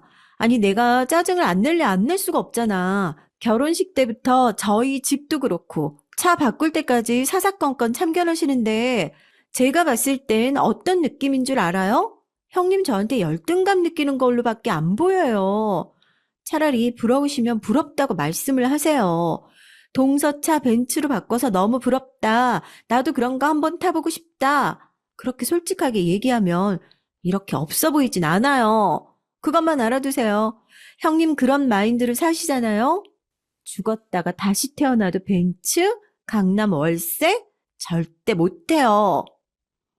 동서는 혼자 열받아서 소리를 빽빽 지르는데 시댁 식구들은 그 얘기를 들으면서 어이가 없는 거죠. 죽었다 다시 태어나도 벤츠 한 대도 못 산다뇨. 지금 당장 나가서 통장에 있는 돈으로 깡통 벤츠를 100대는 살 수 있는 돈이 제 통장에 꽂혀 있는데요. 얘기가 끝나자마자 어머님도 기가 차셨는지 막 웃으시면서 한마디 하시더라고요. 예, 네 말로 부자 되고 싶으면 부자 하는 걸 따라해야 한다고? 그럼 첫째는 사는 것 좀 따라해라. 얘네 재산이 100억이야. 맘만 먹으면 네 차가 아니라 야, 니네 둘도 사겠다. 갑자기 툭 튀어나온 100억이라는 상상도 못할 숫자에 서방님은 마시던 물을 뿜고 콜록거리고 동서도 얼굴이 시뻘개져서 네? 100억이요? 하고 되묻고 부엌이 아수라장이 됐죠. 이렇게 밝히려던 건 아니었는데 차라리 잘 됐다 싶었습니다. 동서, 알겠어? 진짜 돈 많은 사람들은 동서처럼 그렇게 못 보여줘서 안 달래는 사람들 없어. 그건 없는 사람들이라 하는 행동이라는 걸 잘 알거든. 부끄러운 줄 알면 지금부터라도 고치려고 노력을 해봐. 그럼 혹시 알아? 100억은 아니더라도 발끝만큼이라도 따라올 수 있는지? 그제서야 본인이 그동안 저에게 했던 말이 얼마나 철없고 우스운 행동인지 확 체감이 됐는지 얼굴이 새빨개져서는 저한테 몰라봬서 죄송하다고 기어들어가는 목소리로 얘기를 하더라고요. 그렇게까지 기를 죽일 생각은 아니었는데 솔직히 좀 고소하긴 하더라고요. 저희 서방님과 동서의 허세병은 그렇게 자기들이 되고 싶었던 모습인 100억 부자의 실제 등장으로 조용하고 깔끔하게 완치가 됐답니다. 동서는 확실히 뭐 느낀 점이 있었는지 외제차를 바로 팔고 최근엔 저한테 고기 선물 세트를 보내오면서 시간 나실 때 부동산 좀 같이 봐주러 다녀주실 수 있냐 넌지시 물어보더라고요. 이제 제대로 정신을 차렸구나 싶어서 저도 두 팔 걷어붙이고 제대로 좀 알아봐 주려고요. 뭐 다른 사연들에 비하면 속 시원한 결말이 아니어서 조금 아쉬울 수도 있을 것 같아요. 그런데 시댁 식구들끼리 싸우고 화해하는 게 결국 그런 일 아니겠어요? 저도 그동안 있었던 일을 서방님과 동서의 철없는 한때 실수라고 생각하고 어른인 제가 더 돈 많고 마음씨 고운 제가 넓은 마음과 아량으로 보듬어 주려고 합니다. 여튼 이 얘기 듣고 겉모습만 보고 사람 판단하시는 분들 많이 뜨끔하셨을 것 같아요. 우리 동서를 포함해서 그런 분들이 있다면 꼭 말씀해 드리고 싶어요. 절대 사람 겉모습만 보고 판단하지 말라고요. 그냥 평범한 농사꾼으로 보이는 제가 100억대 자산가일지 까보기 전까진 아무도 모르는 일이니까요. 안녕하세요. 전주에서 농사를 짓고 있는 40대 여성입니다. 서울에서 남편과 평범한 직장 생활을 하다가 귀농을 한 지 올해로 4년 차가 되어가는 것 같네요. 제가 이렇게 사연을 보내게 된 계기는요. 귀농 생활에 대한 후기를 내고자 한 건 아니고 동서들과의 갈등 때문입니다. 저희 남편은 삼형제 중 둘째인데요. 형제들끼리 우애가 깊진 않습니다. 그래서 그런지 몰라도 동서들끼리도 사이가 좋은 편은 아닌데요. 형님은 저보다 3살이 많고 동서는 저와 동갑인데 2명의 동서 모두 저와 성향이 잘 맞지 않아요. 그동안 동서들과 있었던 갈등 얘기를 풀어보자면요. 먼저 동서 얘기부터 해보려고 합니다. 사실 아주버님께서 가장 늦게 결혼하시는 바람에 형님보다는 동서의 갈등이 먼저 시작된 것 같아요. 동서와 저는 비슷한 시기에 결혼식을 올렸습니다. 저는 남편과 1년 정도 연애를 하고 1년 정도 결혼식을 준비한 것 같은데요. 동서는 서방님과 만난 지 6개월 만에 혼전 임신을 했고 급하게 결혼식을 올려야 했어요. 서방님은 저보다 3살이 어린데 동서와 저가 동갑이다 보니 서방님이 연상인 여자친구를 만나서 사고를 친 거죠. 시댁에서는 저희 부부가 먼저 결혼식을 준비하기도 했고 아무래도 서열이 먼저니까 먼저 식을 올리고 그 다음에 서방님 내외가 아기를 낳고 1, 2년 정도 후에 결혼식을 올리기를 바라셨죠. 그런데 동서가 굳이 배가 나오기 전에 결혼식을 서둘러서 해야 한다고 난리를 치는 바람에 저희 부부와 비슷한 시기에 결혼을 하게 됐습니다. 저는 사실 그 당시 서방님 내외가 늦게 결혼을 하든 저희와 비슷한 시기에 결혼을 하든 크게 상관이 없었는데요. 이미 남편과는 신혼집부터 혼수 장만까지 모두 계획해둔 게 있었기 때문에 그대로 진행하면 됐습니다. 그런데 동서가 결혼식을 서두르면서 저희 계획을 중간에 회방을 놓는 바람에 모든 것이 어긋나 버렸죠. 먼저 남편과 결혼할 때 저는 시댁에 예단비로 3천만 원 정도를 보냈는데요. 시부모님께서 예물비로 2천만 원을 돌려주시더라고요. 저는 처음에 시어머니께서 저한테 돈을 잘못 돌려주신 게 아닌가 싶었습니다. 보통 예단비와 예물비는 비슷하긴 하니까요. 소희야, 너도 형석이를 통해서 들었겠지만 막내 아가가 집안 사정이 그리 좋지 못하다고 하는구나. 마음 같아서는 소희 너한테 남부럽지 않게 예물을 해주고 싶은데 막내하고 공평하게 해줘야 하지 않겠니? 둘이 거의 동시에 결혼을 하다 보니까 우리 집 사정상 많은 걸 해줄 수는 없고 아무래도 너보다는 막내 집안 사정이 좋지 않다 보니까 그쪽에 돈이 더 많이 들어가는 것 같구나. 예물비가 탐탁지는 않겠지만 이해해주기 바란다. 시어머님께서 동서 집안 사정이 좋지 못하다 보니 돈이 많이 들어갈 것 같다고 예물비를 적게 넣었다고 솔직하게 말씀을 하시니 한편으로 섭섭하기는 했지만 이해는 가더라고요. 저희 친정 부모님께서도 시댁에서 충분히 그러실 수 있다며 이해를 해 주셨습니다.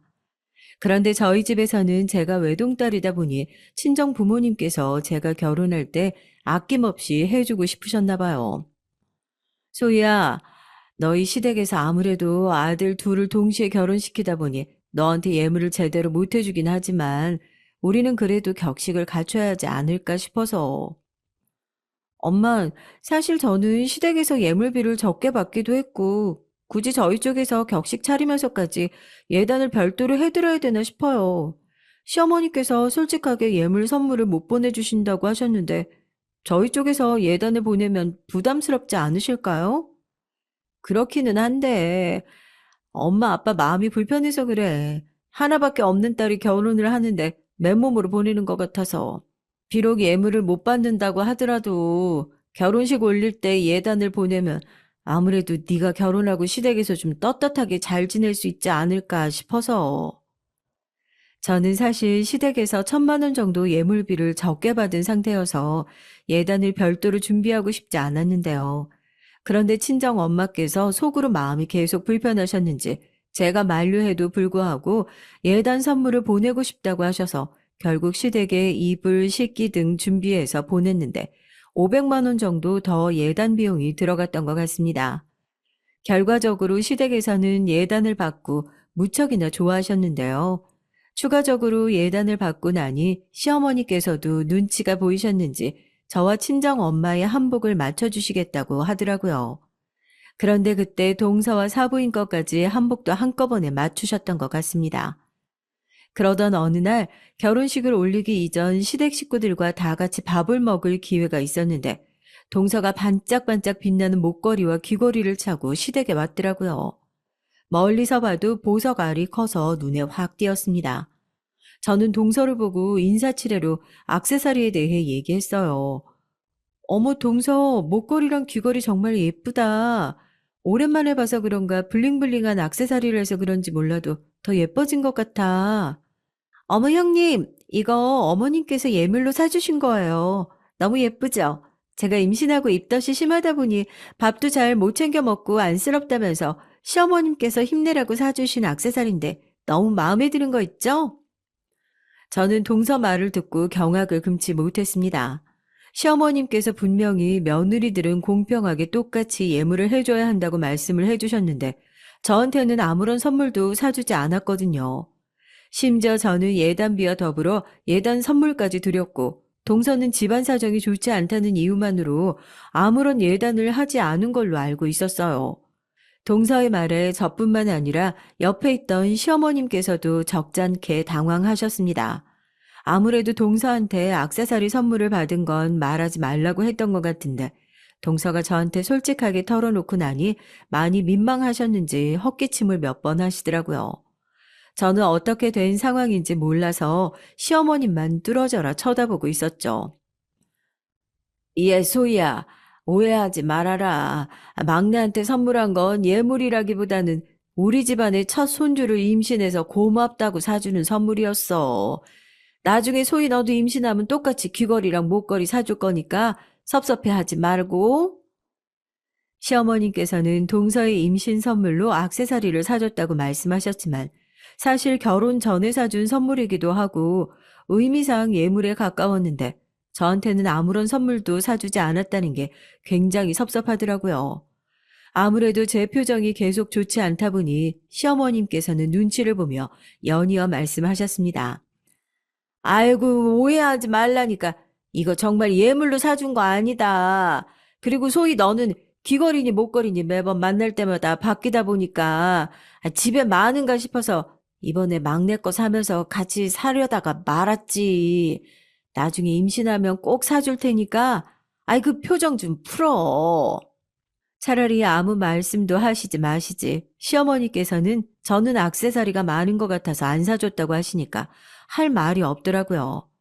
사실 제가 액세서리가 개인적으로 많은 거랑 시어머님께서 따로 액세서리를 선물해 주시는 거랑 무슨 상관이 있나요? 마음이 제일 중요한 건데 동서는 임신했다는 이유만으로 예단을 해오지 않았는데도 저와 차별하는 것 같아서 기분이 나빴습니다. 어머님, 속상하긴 하네요. 저희 친정 엄마께서 격식을 차려야 한다고 굳이 말씀하셔서 이불 식기와 함께 어머님 밍크코트까지 예단 선물로 보냈는데 저는 액세서리는 둘째치고 아무런 선물도 못 받았으니 말이에요.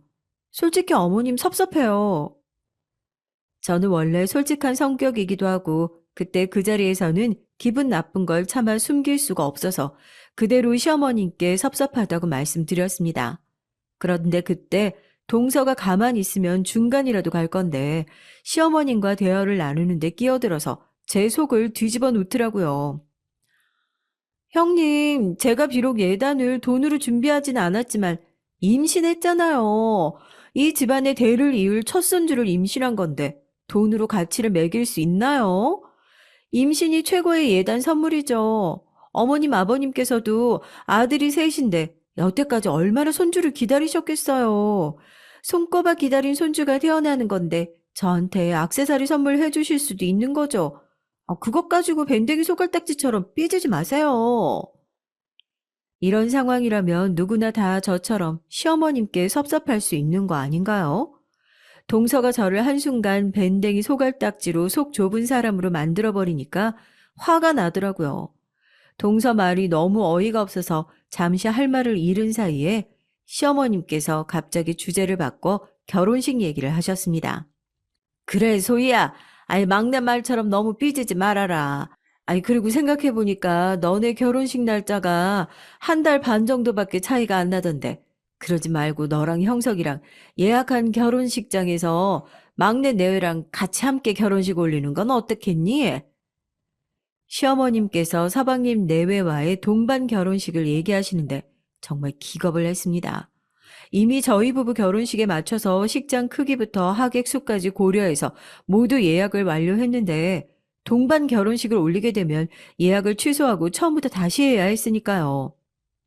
어머님 그건 어려울 것 같아요. 처음부터 서방님 내외와 함께 결혼식을 올리는 걸로 얘기가 오간 것도 아니고 이미 식장이 예약되어 있는 걸 취소하게 되면 위약금을 물어야 해서요.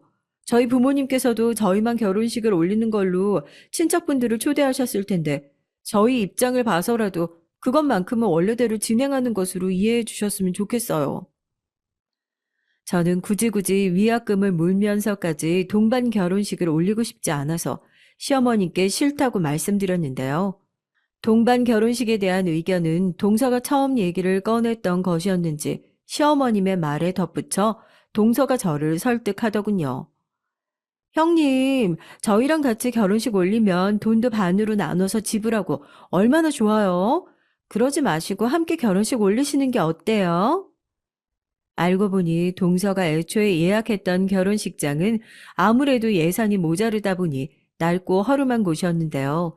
저희 부부가 생긴 지 얼마 안 된 깨끗하고 예쁜 예식장에서 결혼식을 올린다고 하니까 부러웠는지 동서가 어머님을 꼬드겨서 저한테 동반 결혼식을 올릴 수 있도록 사전에 얘기해 놓은 거였더라고요. 차라리 솔직하게 털어놨으면 생각이라도 해봤을 텐데 시어머님을 중간에 앞세워 저한테 얘기하게 한 동서가 얄밉고 싫었습니다. 막내가 이렇게까지 얘기하는데 다시 한번 생각해봐라. 막내 얘가 가만 보면 알뜰살뜰하지 뭐니? 결혼식을 2번 올리게 되면 쓸데없이 돈이 많이 든다면서. 자기네들 상관없으니까 형님네하고 함께 결혼식 올려도 좋다고 하더라. 너랑 동갑인데 어찌나 생각이 깊던지. 차마 나도 생각하지 못했던 부분을 먼저 얘기를 해주더라고. 동반 결혼식을 하자고 제안하는 게 뭐가 그리 생각이 깊은 건지 전혀 공감할 수 없었는데요. 시어머님께서는 동서가 하는 말이면 뭐든지 긍정적으로 받아들이시고 뭘 하든 다 예뻐 보이시는 것 같더라고요. 그런데 저는 이래나 저래나 동서와 함께 결혼식을 올리고 싶은 마음이 손톱만큼도 없었고 다시 한번 시어머님께 정중하게 거절했습니다. 제가 2번 거절을 하니 시어머님께서도 어쩔 수 없다고 판단하셨는지 씁쓸해하긴 하셨지만 알았다고 하셨어요. 저는 그날 이후로 여우같이 얄미운 동서를 마주보는 게 불편했습니다. 이번에는 형님과 갈등이 있었던 사건에 대해서 얘기를 하려고 하는데요. 돌이켜 생각해보면 남편과 결혼 후에는 동서보다는 형님과의 갈등이 더 많았던 것 같네요. 원래 계획대로라면 남편과 결혼 후에 대출받아 자그마한 아파트에서 신혼을 시작할 예정이었습니다. 아주버님과 서방님은 결혼하기 전부터 독립해서 나가 살고 있었고 남편만 시부모님과 함께 살고 있었어요. 그러다 보니 남편까지 결혼해서 나가 산다고 하니까 시부모님께서 아들 셋이 모두 나가 산다고 생각하니 적적하실 게 우려가 되셨는지 저희 부부한테 결혼하고 2년간만 시댁에서 함께 사는 게 어떻겠냐고 하시더라고요. 저는 처음에 당연히 남편과도 따로 분가해서 사는 걸로 얘기를 해둔 상태라 갑작스럽게 시부모님께서 시댁살이를 권하시니 당황스러웠어요. 서방님 내외의 경우 따로 신혼집을 장만할 필요 없이 서방님께서 혼자서 독립해서 살고 있었던 오피스텔에서 신혼을 시작한다고 해서 시부모님께서 별 말씀 안 하셨던 것 같습니다. 시댁살이가 마음에 내키지 않았지만 시부모님께서 비록 결혼할 때 예물은 못 해줬지만 2년 동안 함께 살고 나서 분가할 때 큰 평수의 아파트를 구할 수 있도록 돈을 보태주시겠다고 말씀을 하셨어요.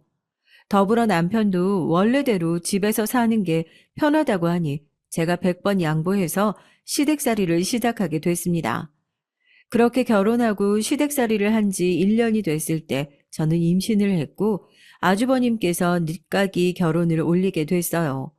그런데 아주버님께서 분양으로 넣었던 아파트가 완공되지 않아 결혼하고 한동안만 저희 부부와 함께 시댁에 들어와서 살면 안 되겠냐고 하시더라고요. 사실 시부모님과 함께 사는 것만으로도 눈치가 보이는데 아주버님 내외까지 함께 살게 되면 집도 좁아지고 불편할 게 뻔해서 저는 마음에 내키지 않았습니다. 그런데 제 의사와는 달리 시부모님께서 결정을 내리셔야 했고 가족이 많아지면 북적대고 좋을 것 같다면서 아주버님 내외도 함께 당분간 시댁에 사는 걸로 허락을 해주셨죠. 그렇게 저는 벼랑관 형님과 함께 살게 됐는데요. 그 당시 제가 임신 중이었기 때문에 시어머님께서 형님에게 미리 말씀을 해주시더라고요. 그래야 아무래도 둘째가 임신한 몸이다 보니까 움직이는 게 불편할 테니 네가 많이 도와줘야 된다. 그래야 나중에 네가 임신했을 때 둘째가 많이 도와줄 테니까 동서지간끼리 사이좋게 잘 지내야 돼. 시어머님께서는 동서지간끼리 사이좋게 지내야 한다면서 형님에게 임신한 저를 잘 도와주라며 신신당부를 해주셨어요. 그 자리에서 형님은 알았다면서 대답만 잘하고 그 이후로 행동을 다르게 보여주셨습니다. 시부모님께서 보통 아침을 빨리 드시는 편이었기 때문에 새벽 6시쯤 일어나서 아침 식사 준비를 했는데요. 형님이 아침잠이 많다며 아침 식사는 저한테 모두 일임하고 심지어 본인은 밥이 아니라 토스트에 커피를 마신다면서 저한테 빵을 구워달라고 요청하더라고요. 어느새 아침마다 시부모님께서 드실 밥과 함께 형님이 먹을 빵까지 굽고 있는 제가 왜 형님까지 시집살이를 당하고 있어야 하나 싶었습니다. 그리고 형님은 좋게 말하면 털털하고 나쁘게 말하면 더러웠는데요. 저는 냄새에 굉장히 민감한 편이고 주변이 더러운 걸 잘 지켜보지 못하는 성격이에요. 시댁에 들어오고 나서부터도 제가 아무래도 며느리다 보니까 집안 청소를 맡아서 하게 됐는데 평상시처럼 청소를 하려는데 아주버님 내외가 머무는 방만 빼고 청소하기가 좀 그렇더라고요. 그래서 청소하는 김에 아주버님네 방도 함께 청소를 하는데 방바닥에 휴지 조각 굴러다니는 건 기본이고 베개 밑에 면봉이 들어가 있거나 입고 난 양말이 뒤집혀져서 방 한 구석에 놓여 있었습니다. 그리고 무엇보다 방 청소를 하는데 침대 속에서 쓰고 버린 콘돔이 나오더라고요. 그걸 보는데 오바이트가 나오는 줄 알았어요. 형님은 제가 방 청소를 직접 하는 걸 뻔히 알고 있었는데요. 그걸 알면서도 부부관계를 하고 난 흔적을 침대에 남기고 청소를 일체 하지 않으니 미칠 노릇이었습니다. 그 외에도 화장실 청소를 하는데 형님이 생리대를 그대로 펼쳐놓고 휴지통에 버리는 바람에 피범벅이 돼서 더럽기도 하고 피비린내가 나서 혼났어요. 제가 유난인 줄 모르겠지만 어려서부터 피를 보거나 피비린내를 맡으면 오바이트를 하는 경향이 있었거든요. 함께 사용하는 화장실을 매너 없이 더럽게 사용하는데 형님과 도저히 함께 살 수가 없을 것 같았습니다. 이런저런 상황에 대해서 남편한테 털어놨는데요. 남편도 형님의 생활 습관이 더럽다면서 학을 떼더라고요. 우리 가족이라서 흉보기가 좀 그렇긴 하지만 형수님이 잘 씻지도 않아서 매일같이 머리가 항상 떡져 있는 걸 보면 정말 더럽긴 하더라. 그리고 거실 소파에서 어린아이처럼 과자 먹으면서 다 흘리는데 내 동생 같았으면 머리 한 대 쥐어받고 싶다고 몇 번이나 생각했으니까. 남편도 저처럼 형님의 행동이 더럽다고 생각을 했고 저를 도와 집안일을 일체 하지 않는 게 화가 났는지 형님에게 얘기를 하더라고요. 형수님, 함께 살면서 집안일 같은 건 저희 아내랑 나눠서 해야 하지 않을까요? 심지어 저희 아내가 방까지 치워주는 것 같던데 그건 아니지 않나 싶어서요. 자기 방은 자기가 치워야지. 여기가 호텔 방도 아니고 항상 더럽히기만 하시는지 모르겠네요. 남편은 대놓고 형님에게 방을 치우라며 말을 했습니다. 저 같으면 민망했을 것 같은데 형님은 아무렇지도 않게 말하더라고요. 서방님, 저는 동서한테 저희 방 치워달라고 말한 적 한 번도 없는데요. 동서가 좋아서 방 치워주는 걸 가지고 왜 저한테 뭐라고 하시는지 모르겠네.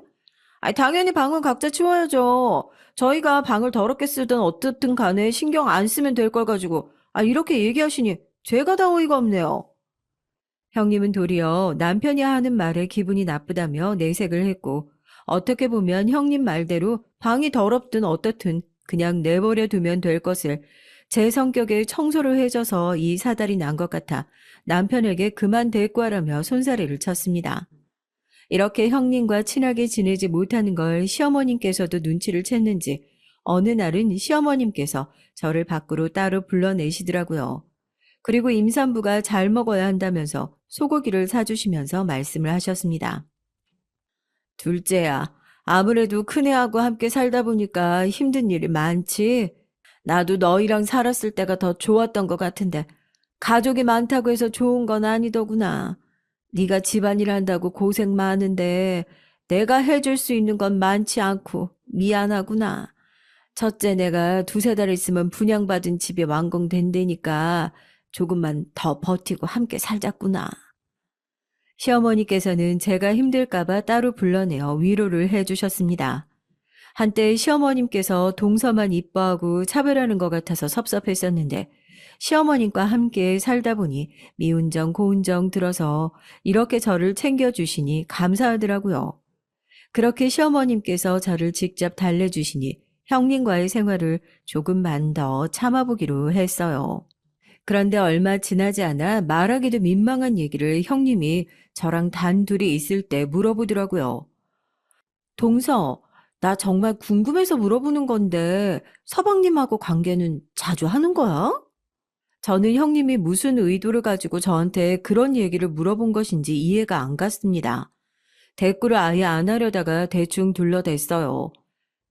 네, 자주 하는데 그건 왜 물어보시는 거예요? 아니, 임신해서 배가 그렇게 나왔는데도 성욕이 생기나 보구나. 그나저나, 동서는 잘생기고 몸 좋은 남자랑 관계해서 좋겠네. 사실 저희 남편이 잘생긴 얼굴에다가 어려서부터 운동을 해서 어깨가 넓고 몸이 다부지긴 했는데요. 그런 남편을 두고서 그런 선 넘는 얘기를 하니 형님이 더러운 걸 떠나서 이상해 보이기까지 하더라고요.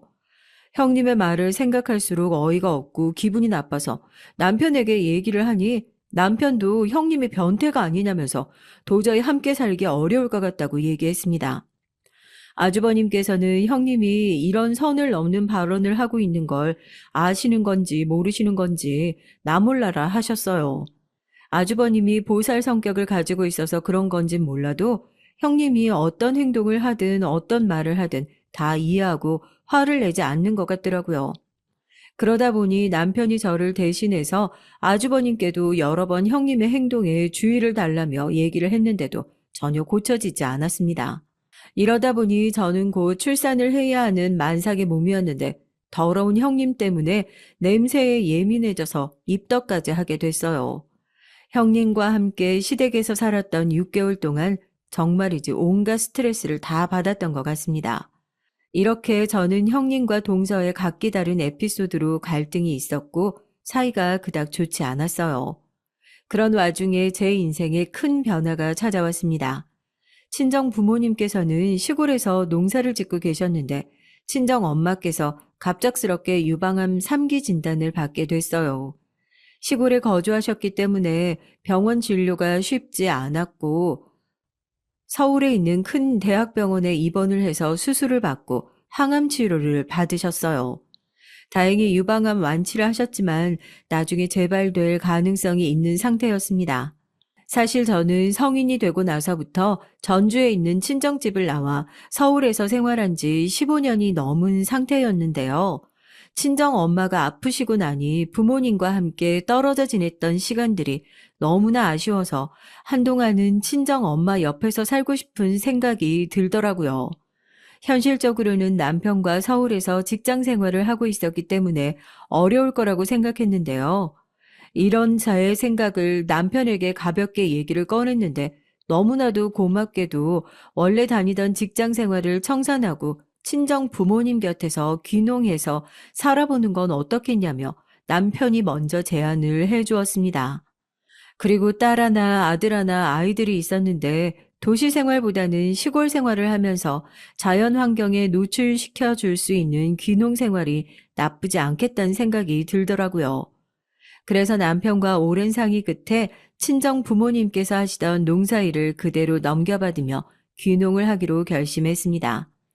처음 시골에 아이들을 데리고 왔을 때는 모든 것들이 막막하기만 했는데요.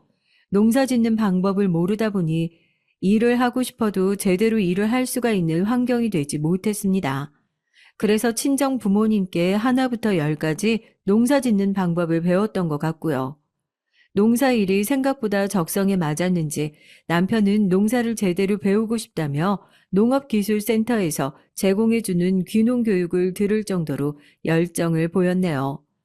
저는 아이들을 돌보면서 동네 어르신들께 농사 비법을 터득하며 우리만의 노하우를 조금씩 만들어 갔습니다.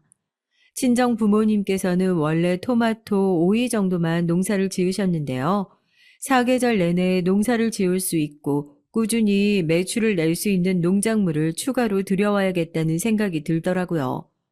그래서 인터넷을 검색해 봤더니 이색적으로 예쁘게 생긴 유럽식 쌈 채소가 생으로도 먹을 수 있고 고기와 쌈 싸 먹을 때도 인기가 좋다고 해서 새로 들여와 농사를 짓기 시작했습니다. 결과적으로 쌈 채소 농사에 성공했는데요. 주변 어르신들께서는 쌈 채소 팔아봤자 얼마 안 남는다고 하셨는데 예상외로 전국에서 주문이 물밀듯이 많이 들어왔습니다.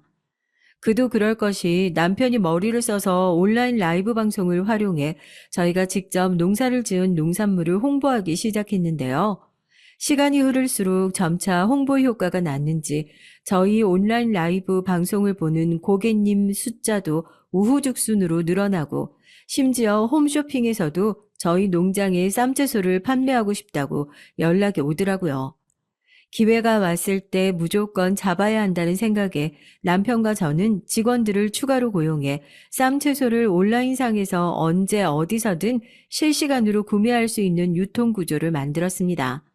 그러다 보니 굳이 오프라인상에서 영업활동을 하지 않더라도 온라인에서 넘치는 양의 주문을 받을 수 있었고 말 그대로 농산물 사업에 초대박이 났네요. 지금은 쌈채소를 전국에 포장, 유통할 수 있는 공장까지 세워서 200명이 넘는 직원들을 부리면서 사업을 점차 키워나가고 있습니다. 그렇게 농사일에 재미를 붙여가다 보니 시댁 사람들은 자연스레 멀리하게 됐던 것 같네요. 예전만큼이나 시댁 식구들을 자주 만날 수는 없어도 설날, 추석, 시부모님 생신과 같이 이벤트가 있으면 서울로 올라가서 얼굴을 봤던 것 같습니다. 처음 저희 부부가 직장을 그만두고 친정 부모님 밑에서 농사일을 배운다고 했을 때 시부모님께서는 크게 반대를 하셨는데요. 요즘 젊은 사람들이 취업 안 된다고 시골로 내려가서 농사를 짓는다고들 하던데 그게 왜 하필 우리 아들이어야만 하는 거냐? 형석이가 번듯한 직장이 없는 것도 아니고 회사에서 잘 나가고 있는데 소위 네가 친정 부모님 옆에서 살고 싶어서 우리 아들을 꼬드겨 낸 거 아니야? 어머님, 제가 설마하니 귀농을 하자고 오빠를 꼬드겼겠어요. 오빠가 직장 생활이 무료하기도 하고 제가 친정 부모님과 너무 오랫동안 떨어져 살다 보니 그게 안쓰러워서 먼저 귀농하자고 제안해 줬어요. 귀농해서 잘 먹고 사는 모습 보여드릴 테니까 너무 걱정하지 마세요. 그런데 제가 어떤 식으로 얘기를 하더라도 시어머님께서는 저희가 분가를 한다는 것 자체만으로 많이 섭섭하셨는지 귀에 잘 안 들어오시는 것 같더라고요. 그때 옆에서 남편이 저를 도와 시부모님께 한마디 거들었습니다. 아버지, 어머니, 그동안 적성에 맞지 않는 직장 생활하면서 스트레스만 받아서요. 항상 저만의 사업을 하고 싶다고 생각이 들었는데 장인 장모님께서 연로하시기도 하고 저희가 농사일을 전담해서 진행해 보려고 해요. TV에서 젊은 청년들이 귀농해서 부자가 됐다는 얘기 들어보셨죠? 저희도 열심히 해서 부자 될 테니까 지켜봐 주세요. 남편의 확신에 찬 모습을 보니 시부모님께서도 고집을 꺾을 수 없겠다고 생각이 드셨는지 마지못해 알겠다고 하시더라고요. 그런데 옆에 있던 형님과 동서가 귀농을 한다고 하니까 비웃으면서 얘기를 하더군요. 동서, 시골 내려가면 이제 경운기 타고 다니는 거야? 시골 어르신들 정말 부지런하잖아. 저녁 일찍 잠들어서 아침 일찍 일어나고 아주 부지런한 생활을 하겠네, 그래? 그런데 농사일 해봤자 몇 푼 못 벌 텐데 아이들 키우면서 잘 생활할 수 있겠어? 애들이 도시 생활에 익숙해서 그런 곳 가면 놀 것도 없고 많이 심심해할 텐데 말이야. 저희 살림살이까지 걱정해 주시고 감사드려요. 돈 버는 거야 저희가 알아서 할 거고요. 아이들도 도시에서만 살다가 시골에서 살면 자연 환경에서도 자연스레 노출되고 더욱 좋죠. 도시에 있으면 경험하지 못한 것들을 시골에 내려와서 살면 마음껏 경험할 수 있으니까 얼마나 좋아요. 형님, 시골 내려가시면 자주 못 배워서 어떡해요? 그나저나 안 그래도 피부가 까무잡잡하신데 시골 내려가서 농사 지으면 얼굴이 더 까맣게 돼서 까마귀 되시겠어요.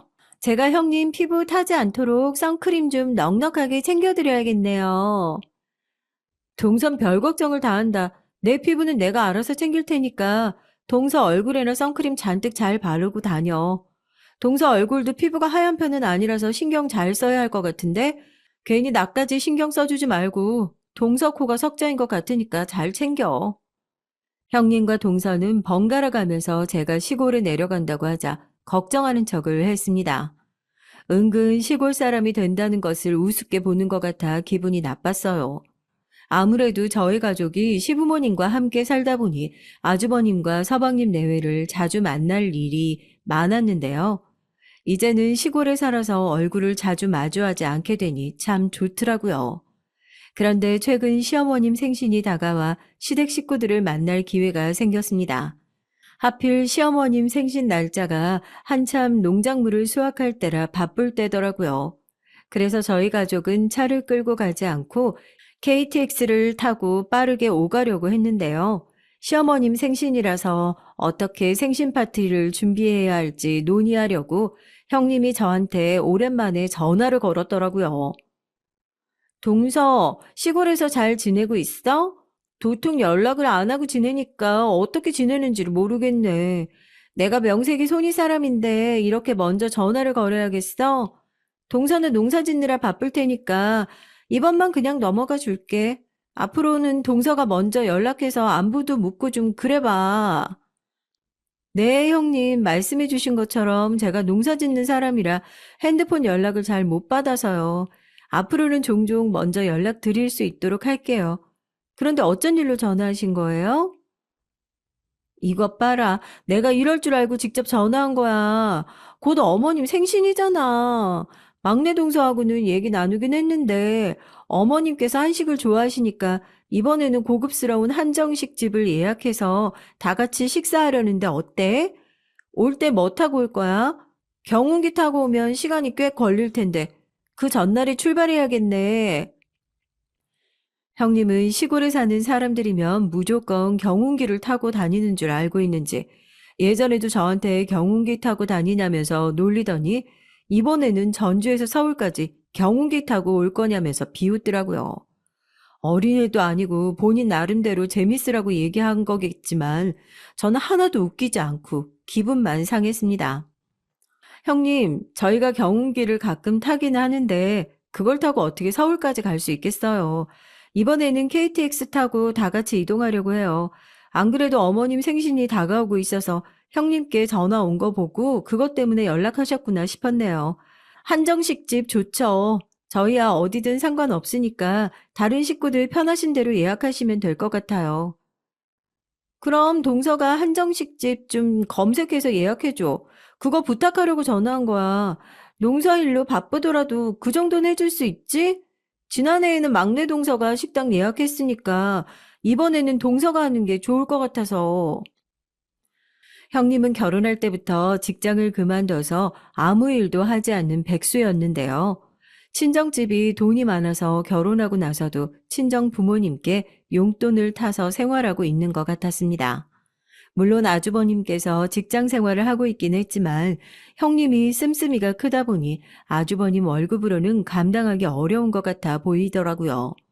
아주버님이 경기도에 분양이 당첨되어 그 집으로 들어가 있는 것으로 예정되어 있었는데요. 거주 지역이 경기도라는 것이 마음에 안 들었는지 저희와 함께 시댁에서 머물다가 친정 부모님의 도움을 받아 강남으로 이사를 갔었습니다. 본인은 아무런 일도 안 하면서 부모님 덕에 강남에서 살면서 허세만 잔뜩 부리더라고요. 사실 형님은 동서들 중에서 가장 시간적으로 여유가 많았는데요. 굳이 집안 서열을 따져서 시댁 행사가 있으면 막내 동서나 저한테 일을 시키고 본인은 손 하나 까딱하지 않더라고요. 이번에도 제가 농사일로 한참 바쁜 걸 알면서도 저한테 식당을 예약하라고 하니 기분이 언짢았습니다. 그래도 형님이니 어쩔 수 있나요? 시키는 대로 제가 예약을 할 수밖에요. 네, 형님. 제가 고급스러운 한식당으로 알아보고 미리 연락해 둘게요. 그럼 어머니 생신날에 식당에서 만나면 되겠네요. 죄송하지만 제가 농사일로 좀 바빠서요. 지금 한참 농작물 수확할 때라 이만 전화 끊을게요. 저는 형님과 길게 통화하기 싫어 농사일이 바쁘다는 핑계로 전화를 끊어버렸습니다. 그런데 잠시 후에 동서에게 연이어 전화가 오더라고요. 안 그래도 형님과 통화를 하면서 기분이 안 좋았는데 동서와 다시 통화를 나누려니 머리가 지끈거렸던 것 같습니다. 동서, 무슨 일로 전화했어? 안 그래도 좀 전에 형님하고 통화했고 어머님 생신 파티 준비로 식당은 내가 예약하기로 했어. 다 알고 있어요. 형님, 제가 형님보다는 큰형님하고 더 친하잖아요. 형님, 그나저나 경운기 타고 서울로 올라오신다면서요? 그 얘기 듣고 깜짝 놀라서 연락드려봤어요. 아니, 날도 더운데 거리도 있고 어떻게 경운기를 타고 오신다는 건지 농담인 거죠? 저는 동서가 무슨 뚱딴지 같은 소리를 하고 있는 건가 싶었는데요. 형님한테 분명히 KTX를 타고 간다고 말해 두었는데 둘이서 어떤 대화를 나눴는지 이상한 소리를 해대더라고요. 그리고 아무리 시골 생활을 하지 않아서 잘 모른다고 하더라도 경운기 속도가 얼마나 느린데 서울까지 타고 갈 수 있다고 생각을 했을까요? 동서, 큰형님한테 무슨 얘기를 어떻게 들었는지 몰라도 우린 이번에 KTX 타고 갈 거니까 그렇게 알아도 그것 때문에 전화한 거라면 바빠서 끊을게. 형님, 왜 그렇게 급하게 전화를 끊으세요? 식당 예약하시는 것 때문에 연락드린 거예요. 큰형님하고는 얘기를 나눴는데 이번에 식당 예약부터 계산까지 형님 내서 다 하시고 저희가 대신에 어머님 생신 선물을 준비하려고 하는데 어떠세요? 큰형님께서 이 얘기 하려고 했는데 형님께서 농사일 때문에 바쁘다고 전화를 끊으셨다고 하더라고요. 그리고 식당은 제가 알아본 곳이 있으니까 그쪽으로 전화하셔서 예약하시면 돼요. 시어머님 생신 선물이야 각자 집안에서 알아서 하면 되는 것인데 왜 저희 집에서 모든 식비를 감당해야 하는 것인지 이해가 가지 않더라고요. 그리고 나중에 알아보니 동서가 알아봤다고 한 한식당은 가장 저렴한 코스 요리가 20만 원인 초특급 고급 식당이었습니다. 시댁 식구가 다 함께 모이게 되면 꽤 인원수가 많은데 그렇게 비싼 고급 식당을 예약하라고 저한테 굳이 알려준 걸 보면 형님과 동서가 둘이서 짜고 저를 골탕 먹이려고 했던 것 같네요. 동서도 형님과 같이 강남에 거주하고 있었는데요. 서방님께서 3번 정도 사업에 실패하고 마지막으로 도전하신 애견용품 사업이 성공하면서 돈을 많이 벌었는지 강남으로 이사를 간다고 하더라고요. 시어머님께서 듣기로는 늦게 배운 도둑이 날 새는 줄 모른다고 동서 집안 형편이 좋지 않다 보니 알뜰하게 살아왔던 습관이 있어서 결혼하고 나서도 돈을 절약하는 것처럼 보였는데 서방님이 사업 성공으로 돈을 많이 벌다 보니 형님처럼 돈을 펑펑 쓰고 다닌다고 하더라고요. 그리고 강남으로 이사를 갈 정도는 아닌데 월세를 내면서까지 강남으로 이사를 갔다고 합니다. 원래부터 동서가 형님과 성향이 비슷하긴 했었는데 동서가 형님에 이어 강남으로 이사를 가고 나니 급격하게 친해진 것 같았는데요. 둘이서 짝짝꿍이 잘 맞았는지 시어머님 생신 파티를 계기로 저를 골탕 먹인 것 같았습니다. 동서, 생신 선물이야 각자 집안에서 성의껏 하면 되는 거고 식비는 그동안 그래왔듯이 서로 나눠서 하면 되지 않을까 싶은데 이런 얘기는 동서들끼리 셋이 얘기를 나누고 논의를 해야 하는데 큰형님과 둘이서만 얘기하고 나한테 통보하는 것 같아서 기분이 나쁘네. 형님이 농사일로 바쁘시다고 전화도 잘 안 받으시니까 이렇게 된 거죠. 저는 잘 모르겠어요. 이렇게 하자고 한 건 큰형님 뜻이니까 형님께서 기분 나쁘시거나 그렇게 하고 싶지 않으시면 큰형님한테 따로 연락드려 보세요. 그럼 저는 할 얘기 다 전달했으니까 전화 끊을게요. 동서는 본인 할 말만 홀라당하고 전화를 끊어버렸고 저는 기분이 너무 나빠서 핸드폰을 손에 들고 한동안 멍을 때리고 있었습니다. 형님한테 다시 전화를 걸어서 따질까 싶다가 이런저런 시덥지 않은 잔소리만 해댈 것 같아서 말았어요. 그리고 이왕 이렇게 된 거 그동안 저희 집이 시골에서 산다고 무시했던 형님과 동서한테 본때를 보여줘야겠다 싶더라고요. 사실 저희 집에서는 차가 두 대가 있었는데요. 하나는 편하게 막 타고 다니는 국산차였고 다른 하나는 5억짜리 외제차였습니다. 지난해 연 매출이 200억을 달성하면서 사업이 초고속으로 성장하고 있어서 그 기념으로 외제차를 한 대 뽑았어요. 제 평생 5억짜리 외제차를 타볼 수 있을 거라고는 상상조차 못했었는데요. 어르신들은 시골에서 무슨 비싼 외제차를 끌고 다니냐고 하시지만 저와 남편은 비싼 외제차를 타면서 더욱 사업을 열심히 해야겠다는 동기부여가 솟구치더라고요. 사실 서울까지 외제차를 끌고 가면 시댁 식구들한테 괜히 허세를 부리는 것 같아서 KTX를 타려고 했던 건데요. 형님과 동서의 코를 납작하게 해주기 위해서라도 경운기가 아닌 외제차를 끌고 가기로 마음먹었습니다. 그리고 이왕 식비도 저희 집에서 내기로 한 거 통 크게 시어머님 선물도 다른 동서들보다 값비싼 선물로 준비를 해야겠다 싶어서 명품 가방을 구매했고요.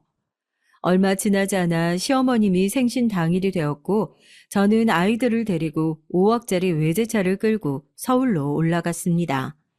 저희가 거리가 있다 보니 아침 일찍 출발해서 그런지 식당에 제일 먼저 도착했더라고요. 식당 앞에 차를 주차해 두고 안으로 들어가 시댁 식구들을 기다리고 있었어요. 모든 식구들이 도착했는데 아무래도 저희 식구를 오랜만에 만나보다 보니 농사일은 잘 되어가냐며 안부를 먼저 묻더라고요. 소희야, 우리 둘째 정말 오랜만에 보는구나. 그동안 농사일 하느라고 고생을 해서 그런지 우리 형석이도 그렇고 둘 다 얼굴이 빼빼 말랐네. 식당 오는 길에 막내한테 들었다. 오늘 내 생일이라고 이렇게 비싼 식당으로 직접 예약했다고 하던데 고맙구나. 고맙기는요. 마땅히 해야 할 일 한 건데요. 어머님 생신인데 이 정도는 해드려야죠. 저희가 귀농하고 사업이 잘 돼서 가족들한테 이렇게 한 번쯤은 제대로 베풀고 싶었네요. 저는 그동안 저희 사업이 얼마나 잘 되고 있는지 시댁 식구들한테 단 한 번도 얘기한 적이 없었는데요. 굳이 허세를 부리고 싶지 않아서 말을 하지 않았던 거였는데 형님과 동서 얼굴을 보니 괜시리 자랑하고 싶어지더라고요. 동서, 농사일을 해서 돈 벌어봐야 얼마나 벌었겠어. 그나저나 어머님 말씀대로 농사일 하느라 힘들었는지 동서 얼굴이 말이 아니네. 까맣게 다 타서 피부가 다 벗겨질 것 같아. 아, 이런 날 오면서 좀 꾸미고 오지 그랬어. 그러게요. 큰형님 말씀대로 형님 얼굴이 예전만 하지 못하게 돼서 어째요? 저희 남편도 사업이 잘 되고 있는데 형님네는 농사일로 어느 정도 벌고 계시는지 궁금하긴 하네요. 그래봤자 저희 남편보단 못 벌 것 같지만요. 형님과 동서는 여전히 저희 집이 농사일을 한다며 무시를 했습니다. 저희 사업이 얼마나 잘 되고 있는지는 이따 식사하고 밖에 나갈 때 시골에서부터 끌고 온 차를 보시면 자연스레 아시게 될 거예요. 어머, 오늘 차 끌고 왔나 보네. KTX 타고 온다고 했잖아. 경운기 끌고 온 건 아니지? 형님은 다시금 질리지도 않는지 경운기를 타고 왔냐면서 놀렸고 저는 형님 말을 무시하고 시어머님께 준비한 명품 가방을 전달해 드렸습니다. 어머님, 그동안 가방 하나 못 사드린 것 같아서 이번에 생신 맞이해서 명품 가방 하나 준비했어요. 마음에 드셨으면 좋겠네요. 시어머님께서는 명품 가방을 선물로 받고 입이 귀에 걸릴 정도로 좋아하셨습니다. 그 모습을 보니 돈이 꽤나 들긴 했지만 명품 가방을 준비하길 잘했다는 생각이 들더라고요. 그런데 제가 명품 가방을 준비해서 어머님께 전달해 드리자 형님과 동서 눈빛이 흔들리는 걸 볼 수 있었습니다. 형님, 이번에 어머님 선물로 힘 좀 쓰셨나 봐요. 명품 가방 사드릴 거면 진작에 저희한테 연락 좀 주시지 그랬어요. 저희는 어머님께서 편하게 백화점 가서 쇼핑하시라고 백화점 상품권 준비했는데 괜히 비교되게 만들고 참 생각이 짧으신 것 같네요. 생각이 짧다고? 동서 말이 좀 심한 것 같네. 나한테 상의도 없이 이 식당으로 예약하라고 시키고 우리한테 식비 내라고 한 건 형님하고 동서였잖아. 그러면서 어머님 선물은 둘이서 제대로 준비해서 갈 거니까 나한테 신경 쓰지 말라고 했잖아. 그래서 선물은 따로 준비하지 않으려고 하다가 그래도 격식은 갖춰야 할 것 같아서 명품 가방 준비한 건데 뭐가 문제야? 그때 동서간의 신경전을 벌이고 있으니 시어머님께서 불편하셨는지 헛기침을 몇 번 하셨습니다. 그네 작은애 둘 다 그만둬라.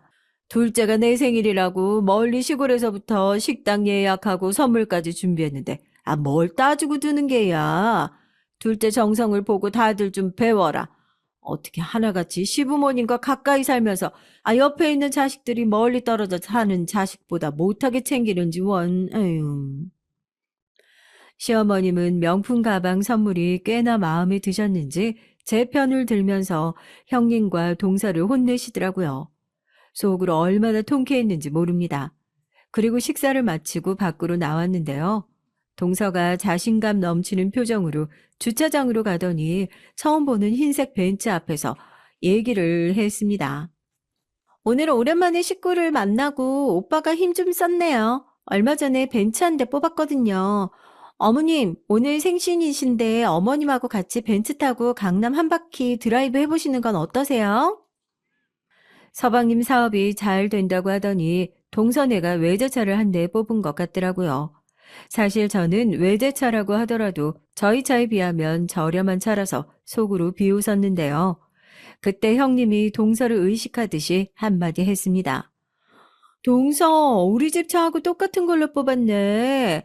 지난번에 우리 집 차 보고 예쁘다고 타보고 싶다고 하더니만 부러워서 한 대 뽑은 거구나?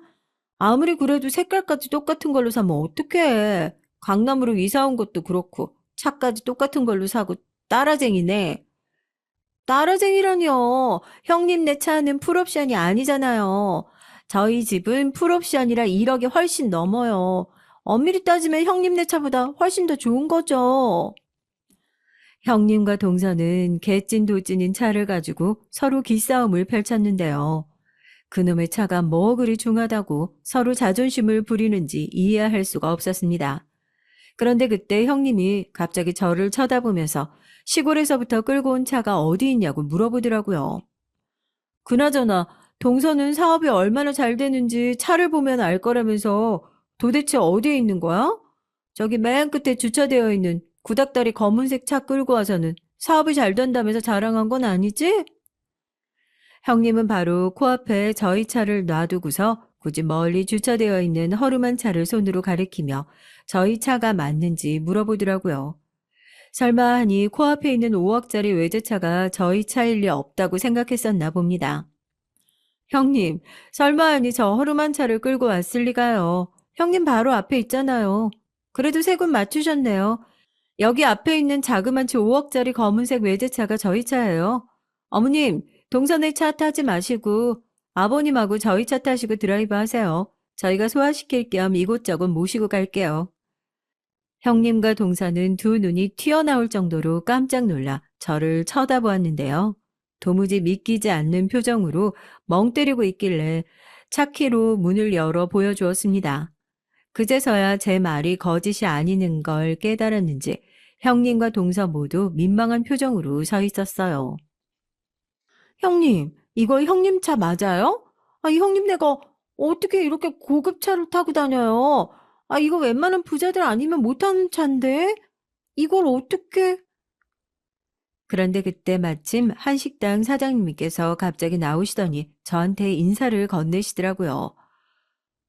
아이고, 이소희 대표님 아니세요? 안 그래도 저희가 대표님네 쌈 채소를 납품받고 나서부터 손님들이 채소가 너무 싱싱하고 맛있다고 칭찬하시더라고요.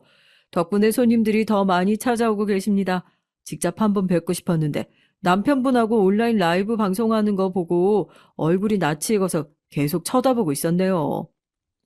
알고 보니 시어머님 생신으로 예약했던 한 식당이 저희 농산물 납품을 하고 있던 식당 중 하나였고, 한 식당 사장님께서는 저를 먼저 알아보시고 인사를 건네셨더라고요. 이런 우연이 있을 수 있는지 저도 너무 신기했습니다. 먼저 알아봐 주셔서 감사드립니다. 저희 쌈채소 덕분에 손님들이 더 많이 찾아오신다고 하니까 뿌듯하고 좋네요. 앞으로도 더 다양하고 싱싱한 쌈채소 납품할 수 있도록 할게요. 저는 그렇게 사장님께 급하게 인사만 드리고 식구들에게 돌아섰는데요.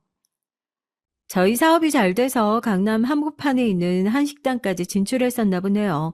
워낙 거래처가 많아서 잘 몰랐는데 식당 사장님까지 저를 알아봐 주시고 몸둘 바를 모르겠네요. 왠지 아까 밥 먹으면서 쌈채소가 눈에 들어온다고 했는데 저희 걸 줄이야 몰랐네요. 그리고 저는 그동안 형님과 동서가 시골에서 산다면서 농사일을 해봤자 얼마나 돈을 벌었겠냐며 개무시해왔던 지난 날들을 떠올리면서 한마디 해줬습니다. 형님, 오늘 제가 진짜로 경운기 타고 왔으면 재밌었을 텐데 그냥 집에 있던 5억짜리 외제차 끌고 왔네요. 다음번에는 시골 한번 놀러 오세요. 저희 사무실이랑 공장이랑 구경시켜 드릴게요. 오늘 식당에서 드신 쌈채소도 맛있었으면 나중에 택배로 보내드릴 테니까 연락 주세요. 동서도 나중에 연락 줘. 시간이 늦어서 저희는 아버님, 어머님 드라이브 좀 시켜드리고 모셔다 드릴게요. 형님과 동서는 저한테 입도 뻥끗 못하고 민망한지 고개를 떨구면서 알았다고 하더라고요. 그리고 1억짜리 벤츠를 타고 가면서 다시 한번 저희 차를 힐끔힐끔 쳐다봤는데요. 속으로 어찌나 통쾌하고 기분이 좋았는지 그동안 형님과 동서 때문에 쌓였던 스트레스가 한 방에 날아가는 기분이 들었습니다. 그 이후로 형님과 동서는 번갈아 가면서 저한테 전화해서 그동안 무시해서 미안했다면서 시골에 놀러 오겠다고 친한 척을 해대더라고요. 사람이 어쩌면 돈 때문에 이렇게나 간사해질 수 있는 건지 모르겠네요. 저희 긴 사연 읽어주셔서 감사드립니다.